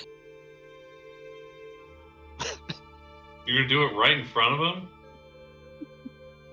Of course not. I'll say it's a magic trick that only higher level spellcasting can do, which technically is, it's a 5th level slot. It's higher than whatever level they're at. Good thing we're going to long rest before we deal with more drow. So I guess Cool. Anvar's going to go check out that alehouse. Okay, so the whole thing that instigated this sequence, I'm just gonna drag y'all up to the alehouse if that's okay.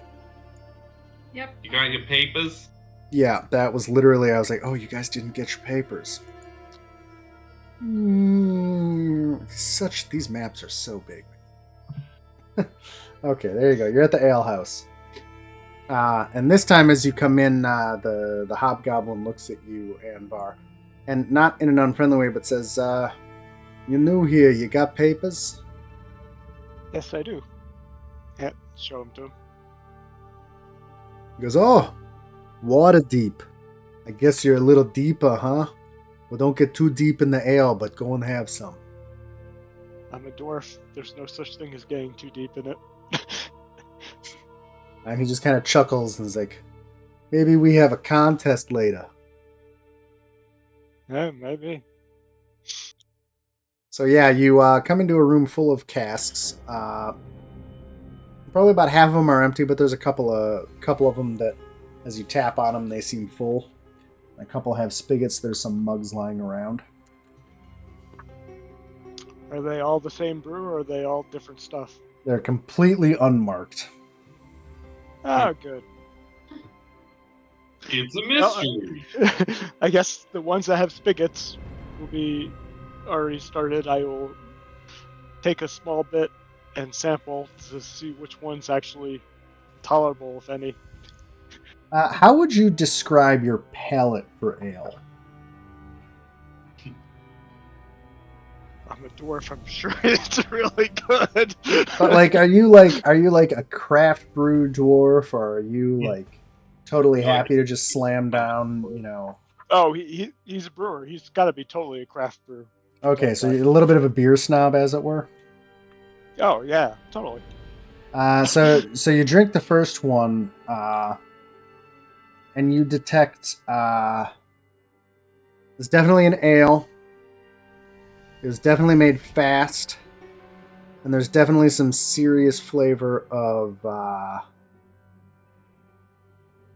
There's definitely some horrid skunkiness and a little bit of mushroom even, and you sip it and it's not great, but it is decently alcoholic.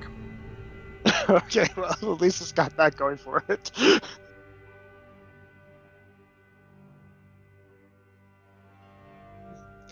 Do I have a luck at finding one that's actually tolerable, or are they all just mostly that quality? So the second one is a bit better. It doesn't quite have the stock flavor, if you will. Okay. The third one you try, I need you to make a Constitution saving roll as you drink it. Save or check? Save.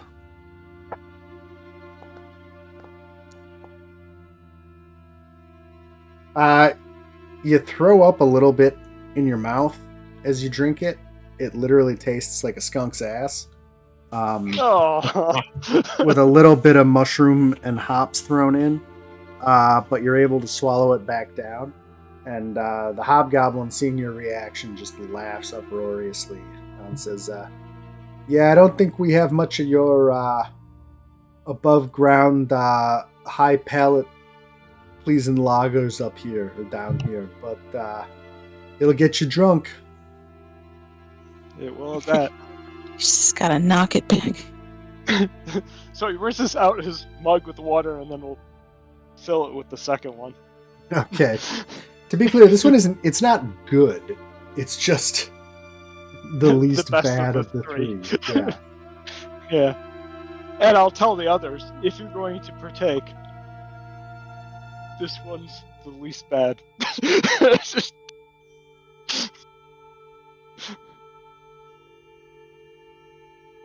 Seeing your reaction, the hobgoblin will wander back over here and reach behind a couple of the barrels and pull out a dusty old bottle and say, well, you've been pretty game so far. You want to try something that'll put some beard on your beard? Sure. And he'll grab 2 little cups and pour a little bit out.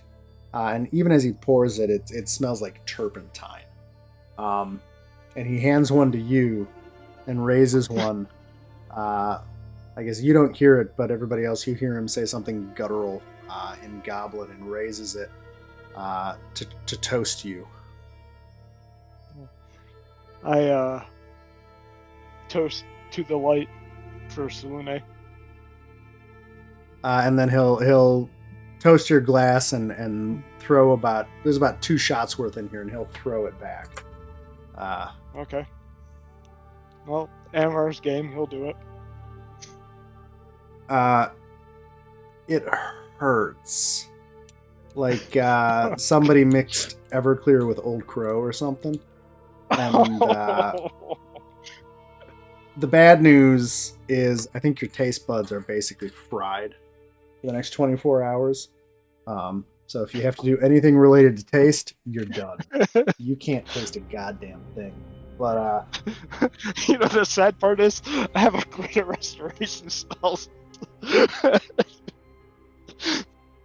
But the good news is you can't smell or taste anything down here anymore. So the odor of this place is gone. You're just like, ugh, ugh. And the hobgoblin just kind of chuckles and heads back to his stool where he's been, just kind of keeping an eye on the alehouse. That is bracing.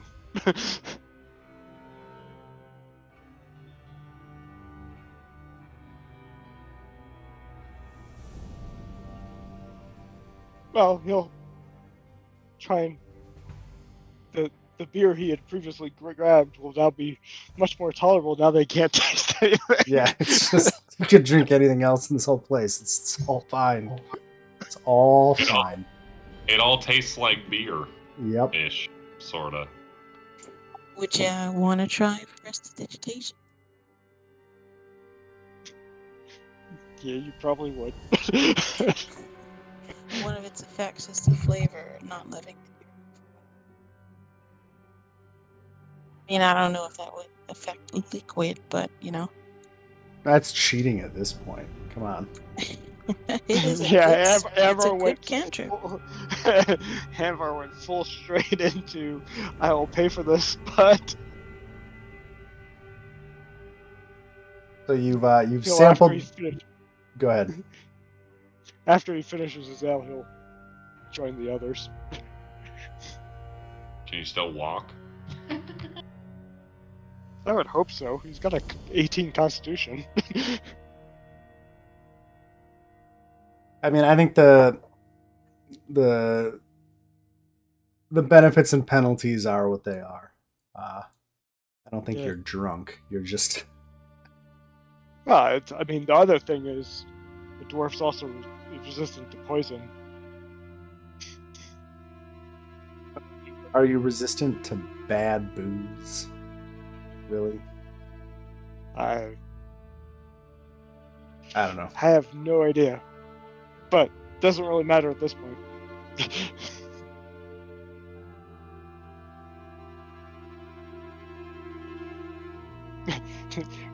He may not be resistant to it, but he's certainly bitter about people who don't have good quality alcohol.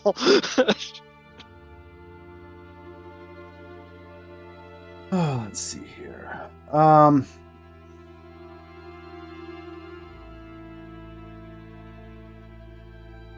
Okay, cool. So do you guys want to go anywhere or talk to anyone else right now? Lolly kind of wants to go and find whoever that merchant was that potentially might maybe have something magical.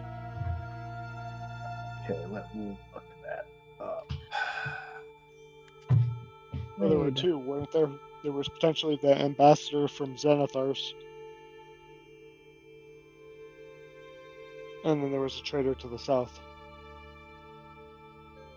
Did we? I don't think we ever got the chance to interact with Xanathar yet, right? Or his agents. No, you've not interacted with any of the Xanathar Guild at this point.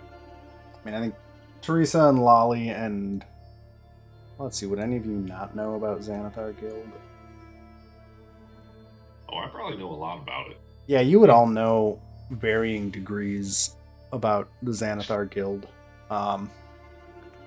Nobody's quite sure... Go ahead. I was gonna say Liz probably knows rumblings about it, but So you probably know the least. I think... But Lolly, Anvar, you both know a decent amount just based on your backgrounds. I think, Teresa, you're aware of the organization, just from your family. But yeah, so the Xanathar Guild is a crime guild in Waterdeep.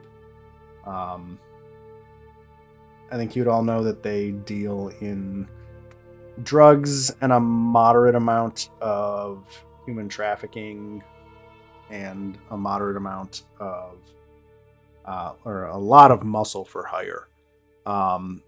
That said, knowledge of who Xanathar actually is has always been pretty elusive. There's rumors that Xanathar is a dragon. There's rumors that Xanathar is a beholder. There's rumors that Xanathar is a wizard. But one of the biggest problems in dealing with the Xanathar Guild is nobody outside of high-ranking members of the Xanathar Guild seem to see him very often, or her, or whatever Xanathar is. So if you wanted to dig into that more, you'd probably have to devote some effort to figuring out which of those rumors are true, and etc. I think that's kind of what you guys would know about the Xanathar Guild, barring any specific roles to try and figure out more or do anything. But no, you guys have not directly interacted with the Xanathar Guild at all. I think, Lolly, you've bumped into them a lot in the past, at least like the low-level members of the guild in your work. Anvar, you know them as basically a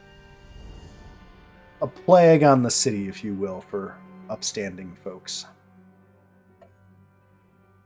Which means he has got a low opinion of them. Yeah. Yeah.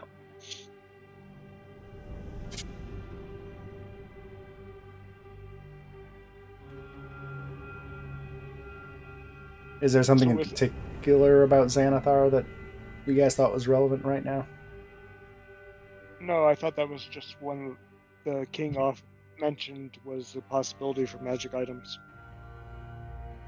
Well, there is an ambassador from the guild here. So there's the ambassador from the Xanathar Guild. There is a merchant to the far south. And then there's the what is her name? Prita Kripa.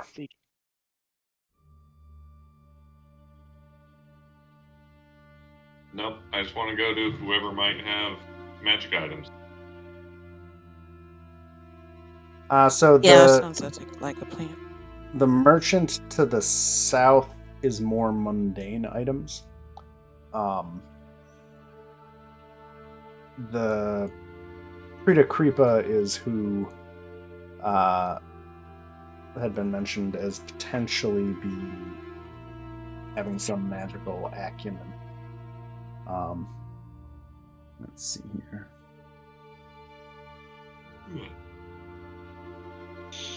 Yeah.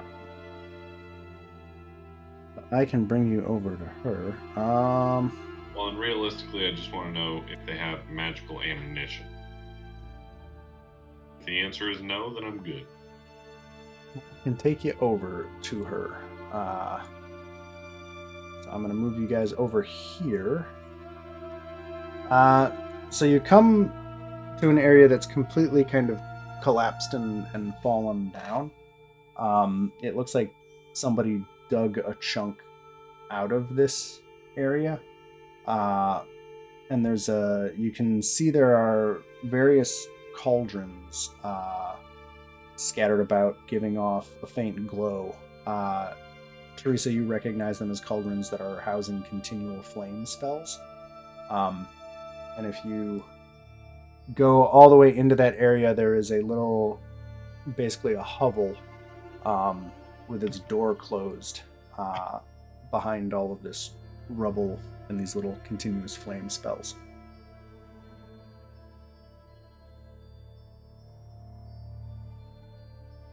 Knock, knock.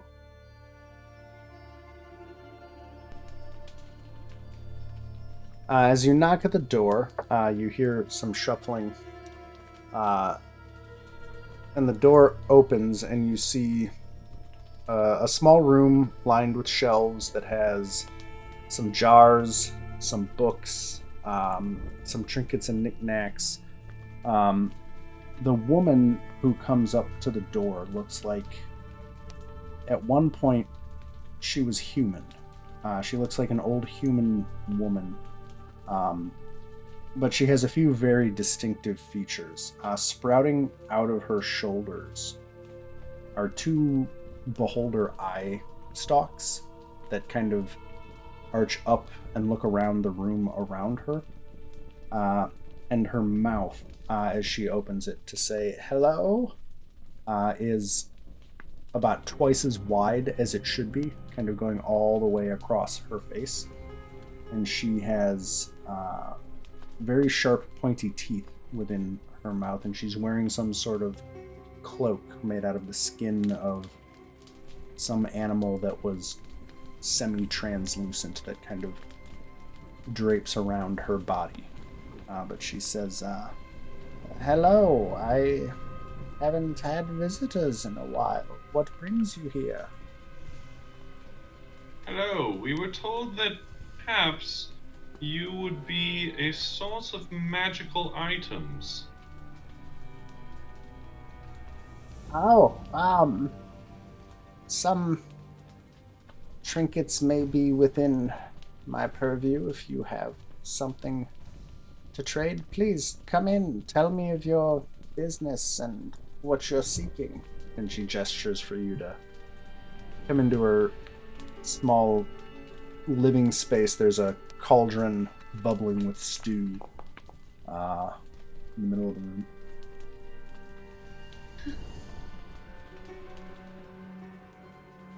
Trying to see if she's like the witch trying to throw me into a fucking oven.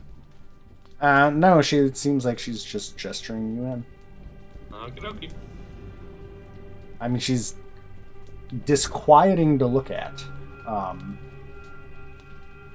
otherwise seems to be completely... She seems friendly. She glances around, and her two eye stalks kind of look around as well, and she says, I don't have chairs, I guess. Azrock usually and his people leave me be. But you're welcome as it is. What are you looking for? I was curious if perhaps you would have any magical crossbow bolts or some way in order to fashion some. Or even something as simple as silver crossbow bolts. Silver, definitely not. I have vanishingly little precious metal here. What I get, I usually trade to Azrock as thanks for letting me stay here. Magical crossbow bolts. She rummages around, kind of going to the shelves. No, that I think I don't think I have anything on hand, but if you have any components I could use, perhaps I could craft some for you on the morrow or some such. I could probably come up with something, but it would depend on what you can trade. I'm a little understocked, as she gestures around the room around her. What is it that you're looking for? Well, it depends on the effect. I mean, if you're looking for something fiery, something to do with flame would be useful. That sort of, sympathetic magic, I could probably, if you have anything, knock together some bolts for you. Oh, Liz will walk in and, well, I have some, Zorn teeth and eyes. I don't. Zorn teeth. Let me think.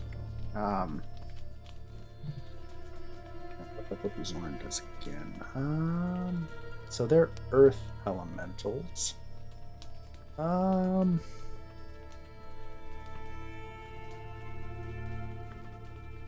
I think I could probably, if I put some teeth onto the bolts and infuse them a bit, I could probably come up with something that either pierces or roots your foe if there's stone around. Would that be useful?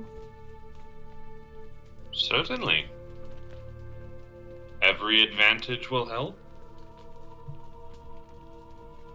If you wanna, if you leave the teeth with me, and do you have some bolts as well? I'm afraid I could scrounge some sticks together, but if you have a better base item, I could probably make a sturdier round for you. Certainly. Would these or these be better? And I'll show her the normal crossbow bolts or the drow crossbow bolts. She'll look at them. The normal ones will definitely be the easiest to work with, but these drow ones, I might be able to do something special with those if you're willing to let me tinker. Of course. Well, why don't I leave you some of each? Very well. Madam Lizard, if I could have as many teeth as you're willing to spare. Sure, and I'll just hand over teeth. Okay. She'll very neatly clear some space on a shelf, and kind of very methodically place the teeth in one pile and the bolts in two piles next to them.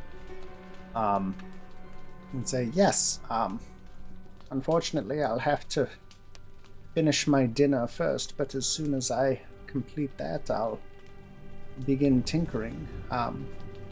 If you come back tomorrow, I'm sure I will be able to tell you what results I can conjure out of these items. I was also wondering if you had any night vision goggles?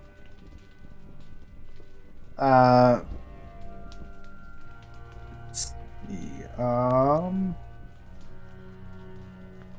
Yeah. She kind of looks around with her eye stalks and kind of looks up at them and says, well, my transformation kind of led night vision to be a pointless further exploration, if you catch my drift, but Oh, yeah. I do think with that Zorn eyeball I might be able to either create a potion or maybe a tool that would give you some of its sensory capabilities. Well, that would be. Hand over the eye. Yes, and she'll put that on the shelf and say, it's going to be a busy evening. This is more excitement than I've had in quite some time. I must say, nobody usually visits me, and when they do, people are usually a bit put off. what brings all of you to Azrok's domain? Well, we stumbled here. We are in the midst of an investigation, which, as my companion has told you, led us to stumble here on accident. Ah. Well, you can keep... My motivations, I understand, are something I keep close, and if you're looking to guard yours, I cannot fault anyone for it. I wish you luck in whatever your investigation may be. Let's see here. Okay. Is there any further information you want to share or any services you require? I believe that's all the questions I have. And I'll look back at Anvar and Teresa. Anything that you'd like to ask?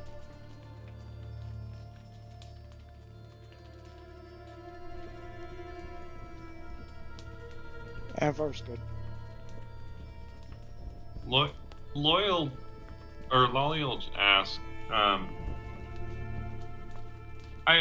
understand this may be a delicate subject, but I assure you it has nothing to directly do with you, but more with experience that you may have gained.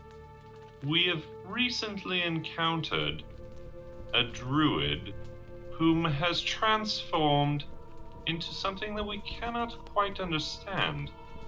And I was curious if I were to describe her to you, or perhaps her methods, if you could potentially shed any light onto what could have happened to her to bring her to her current form.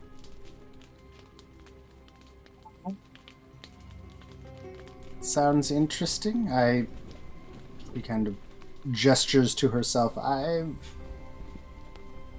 been on the unfortunate end of transformations in pursuit of knowledge, so I may or may not be able to help explain what you've seen. I'll describe Xanthoria, and give as detailed of a physical description as I can, and as much information as Lolly would understand about the magic, which, to be fair, is not great because it isn't super magical. Well, actually, he's got a pretty high wisdom score. Maybe Arcana roll to figure it out. Well, Liz can step in. Blame it looked like. Go ahead. Oh, it looked like from her writings she was.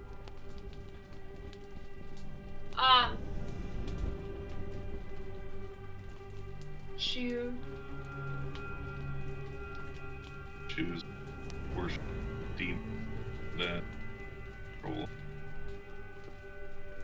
Oh, that appeared that she was using her ability to communicate with plants instead to turn these plants evil and to poison people at every chance. And then she almost became a part of this growth.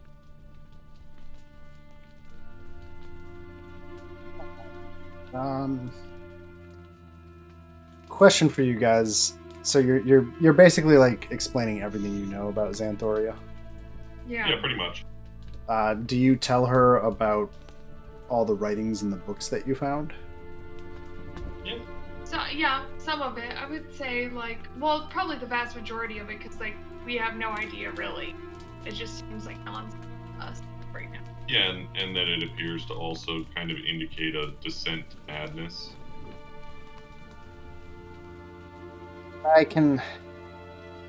druidic magic isn't quite my specialty. I hew more towards the arcane.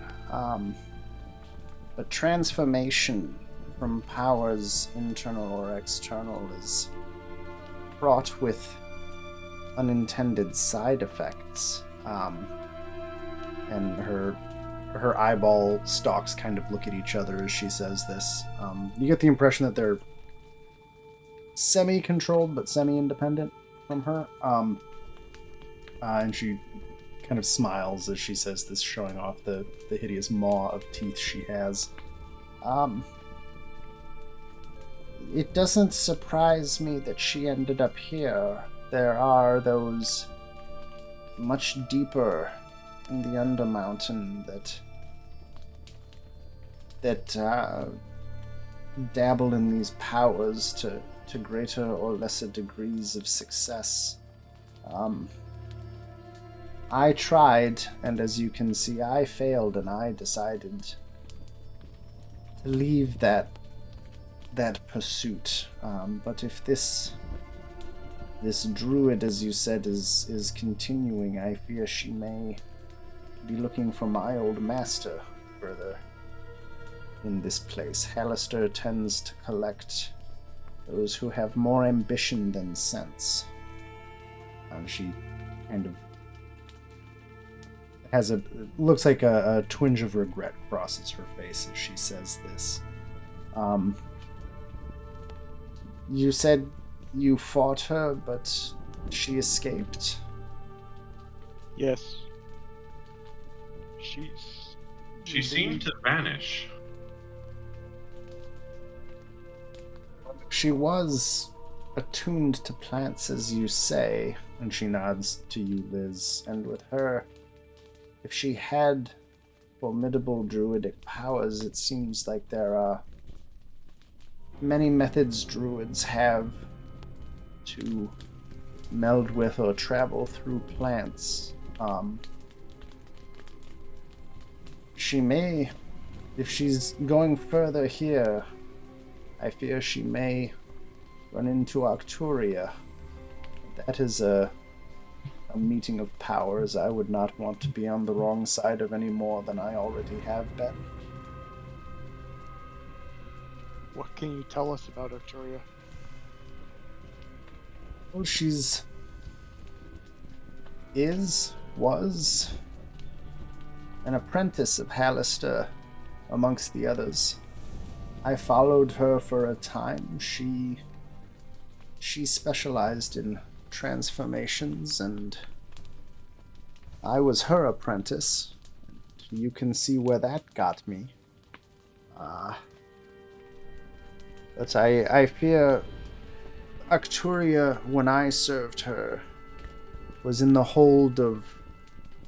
She had created a hold some levels down, but I believe she has abandoned that to go even deeper, to get closer to the other apprentices. When I left, she was one of Hallister's favorites.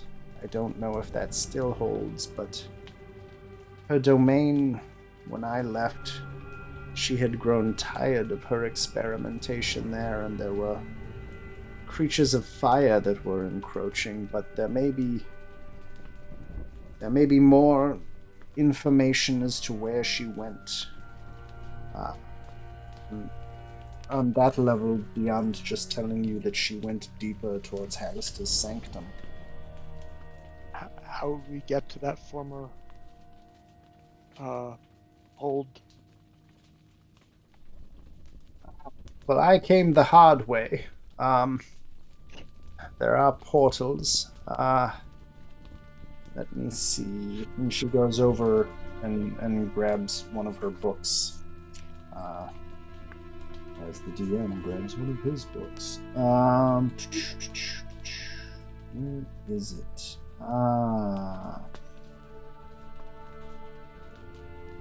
It's time.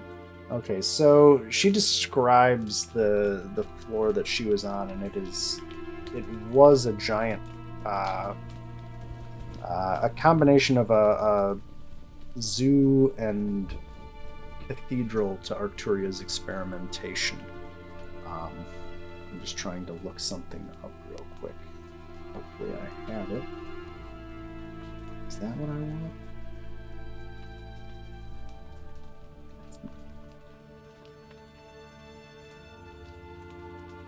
It's notes. Yes, here we go.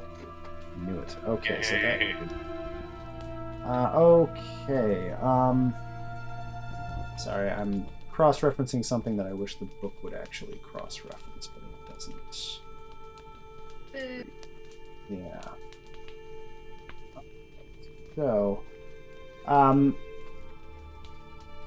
so Arturia's level was the 14th level of Undermountain, counting down from the top. And Prita here is able to tell you that she knows that there are magical portals to that floor directly from the 12th and the 9th levels of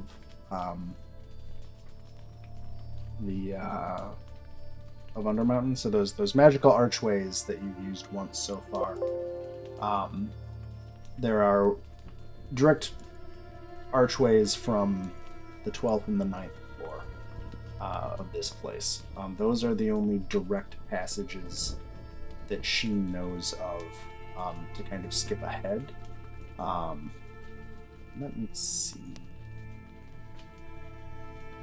I'm just trying to think of the best way to convey this, because there's a whole network of these things throughout. Oh, here we go. Okay, so that goes there.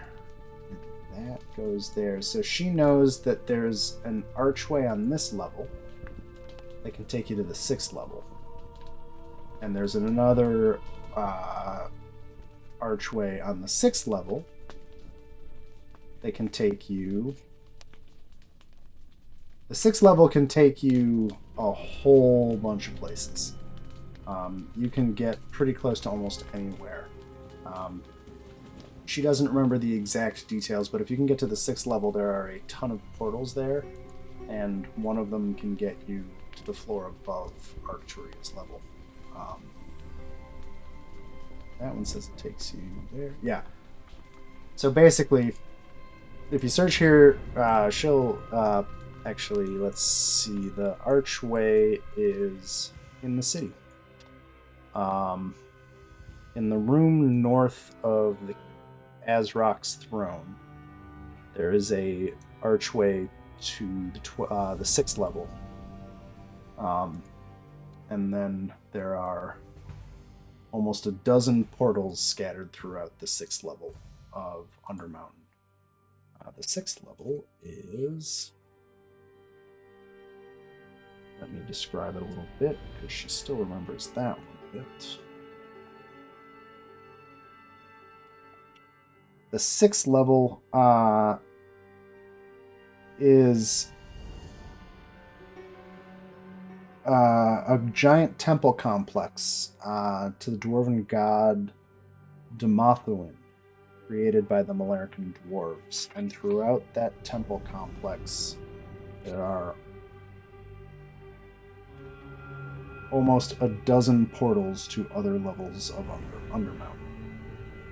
So you can basically get there and explore and find how to get to a lot of other places.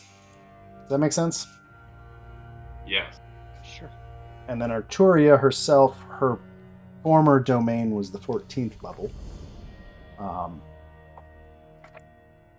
But Prita's pretty sure she's not there, and creatures of flame and fire have taken over the 14th. Just make sure that I'm not completely making that up. Because I have not. Yes! Good. Yes. It is full of... Oh! Fun facts about the 14th level that Prita is able to tell you. Yes, it has been taken over by actually a bunch of fire giants. And also, supposedly, Lord Azrok's son wanted to launch an expedition to conquer Arcturia's former domain. Interesting. Interesting.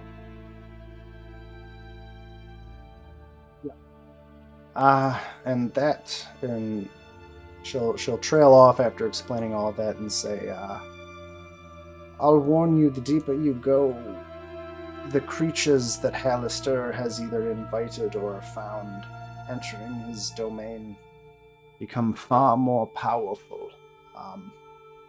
One of the reasons I left was my current state, but also I began fearing for my life. I decided to give up my ambition after Arcturia's final experiment, and because I did not think I would survive much longer. So be careful. I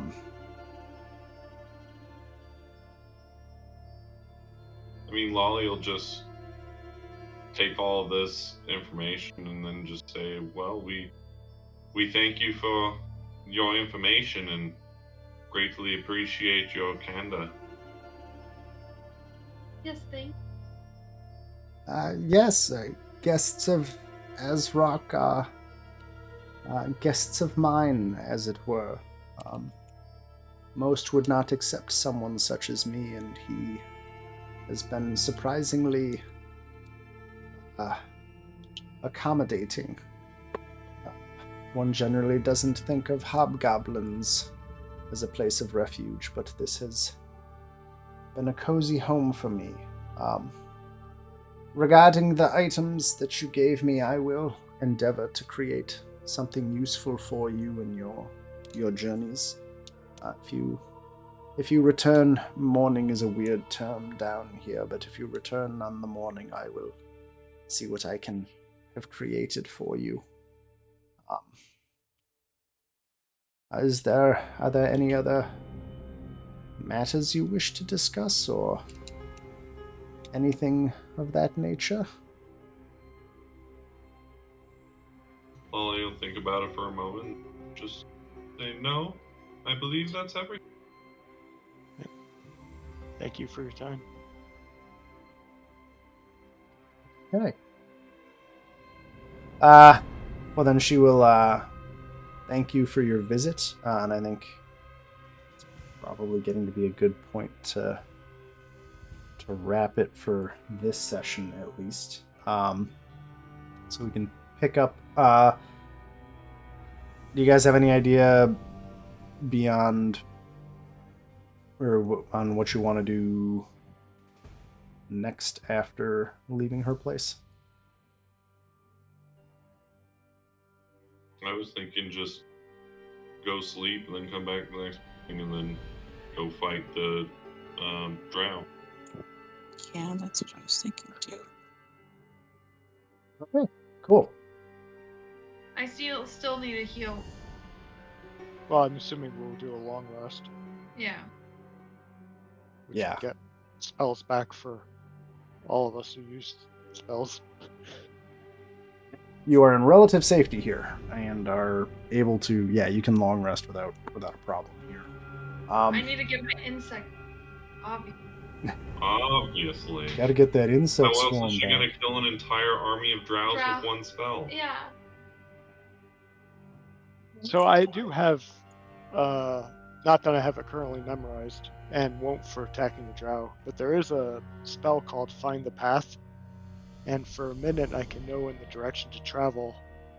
So we could try that as at that level 6 to try and find the right portal to find Xanthoria. Alright, I gotta get going. It's good night. Yep. Good night. Good night. That might be a good idea. I think. It's a solid option. But we have other stuff going on, so I don't know if that's what we want to tackle first or not. We're solely and completely dedicated to finding that bitch and murdering. Hey, Grim, could you put the name of the god in that chat? The You did. dwarven god. Yeah. Oh, never mind. Yeah, 1 second. We're going back to that page. Shit, no, that's the level 6, not level 14. So many levels, guys. There are. But hey, we technically know where another portal is now. I'm gonna say the more I stick around with this module, the less credit I gave it earlier. Well, it's the problem with almost every Wizard of the Coast campaign book is, and really all their books, is they're organizationally challenged. Well, It's so not I have that a the information's not there. It's just not always put together in the way you need it. I put together a spreadsheet of all the portals in Undermountain because, of course, the book doesn't have one. Of course. Does that And make sense? There are 63 of them that go all over the place. Like almost every floor has multiple portals on it. And they all have some way to activate them. And so I had to create a quick. So anyway, I was glad I was able to find it because, yeah. Yeah. Well, I mean that'd be impossible otherwise. Yeah. It's really one of the few things about the whole book that I'm like, why do they not just have a page that just has? Why do you not have a page that just shows me all the portals? Like, you have all these stupid fucking secrets about Undermountain that are like, who cares? I don't give a shit about your secrets. Like, whatever. I can figure out how to tell people that stuff, but just like, why do you not just have the cross-referenced portal map? Anyway. So that's Dumathoin. Yeah. So what that roll I just made in religion, what would Anvar actually know of that dwarven god? Probably a bit, but right now I have no freaking idea because Excellent.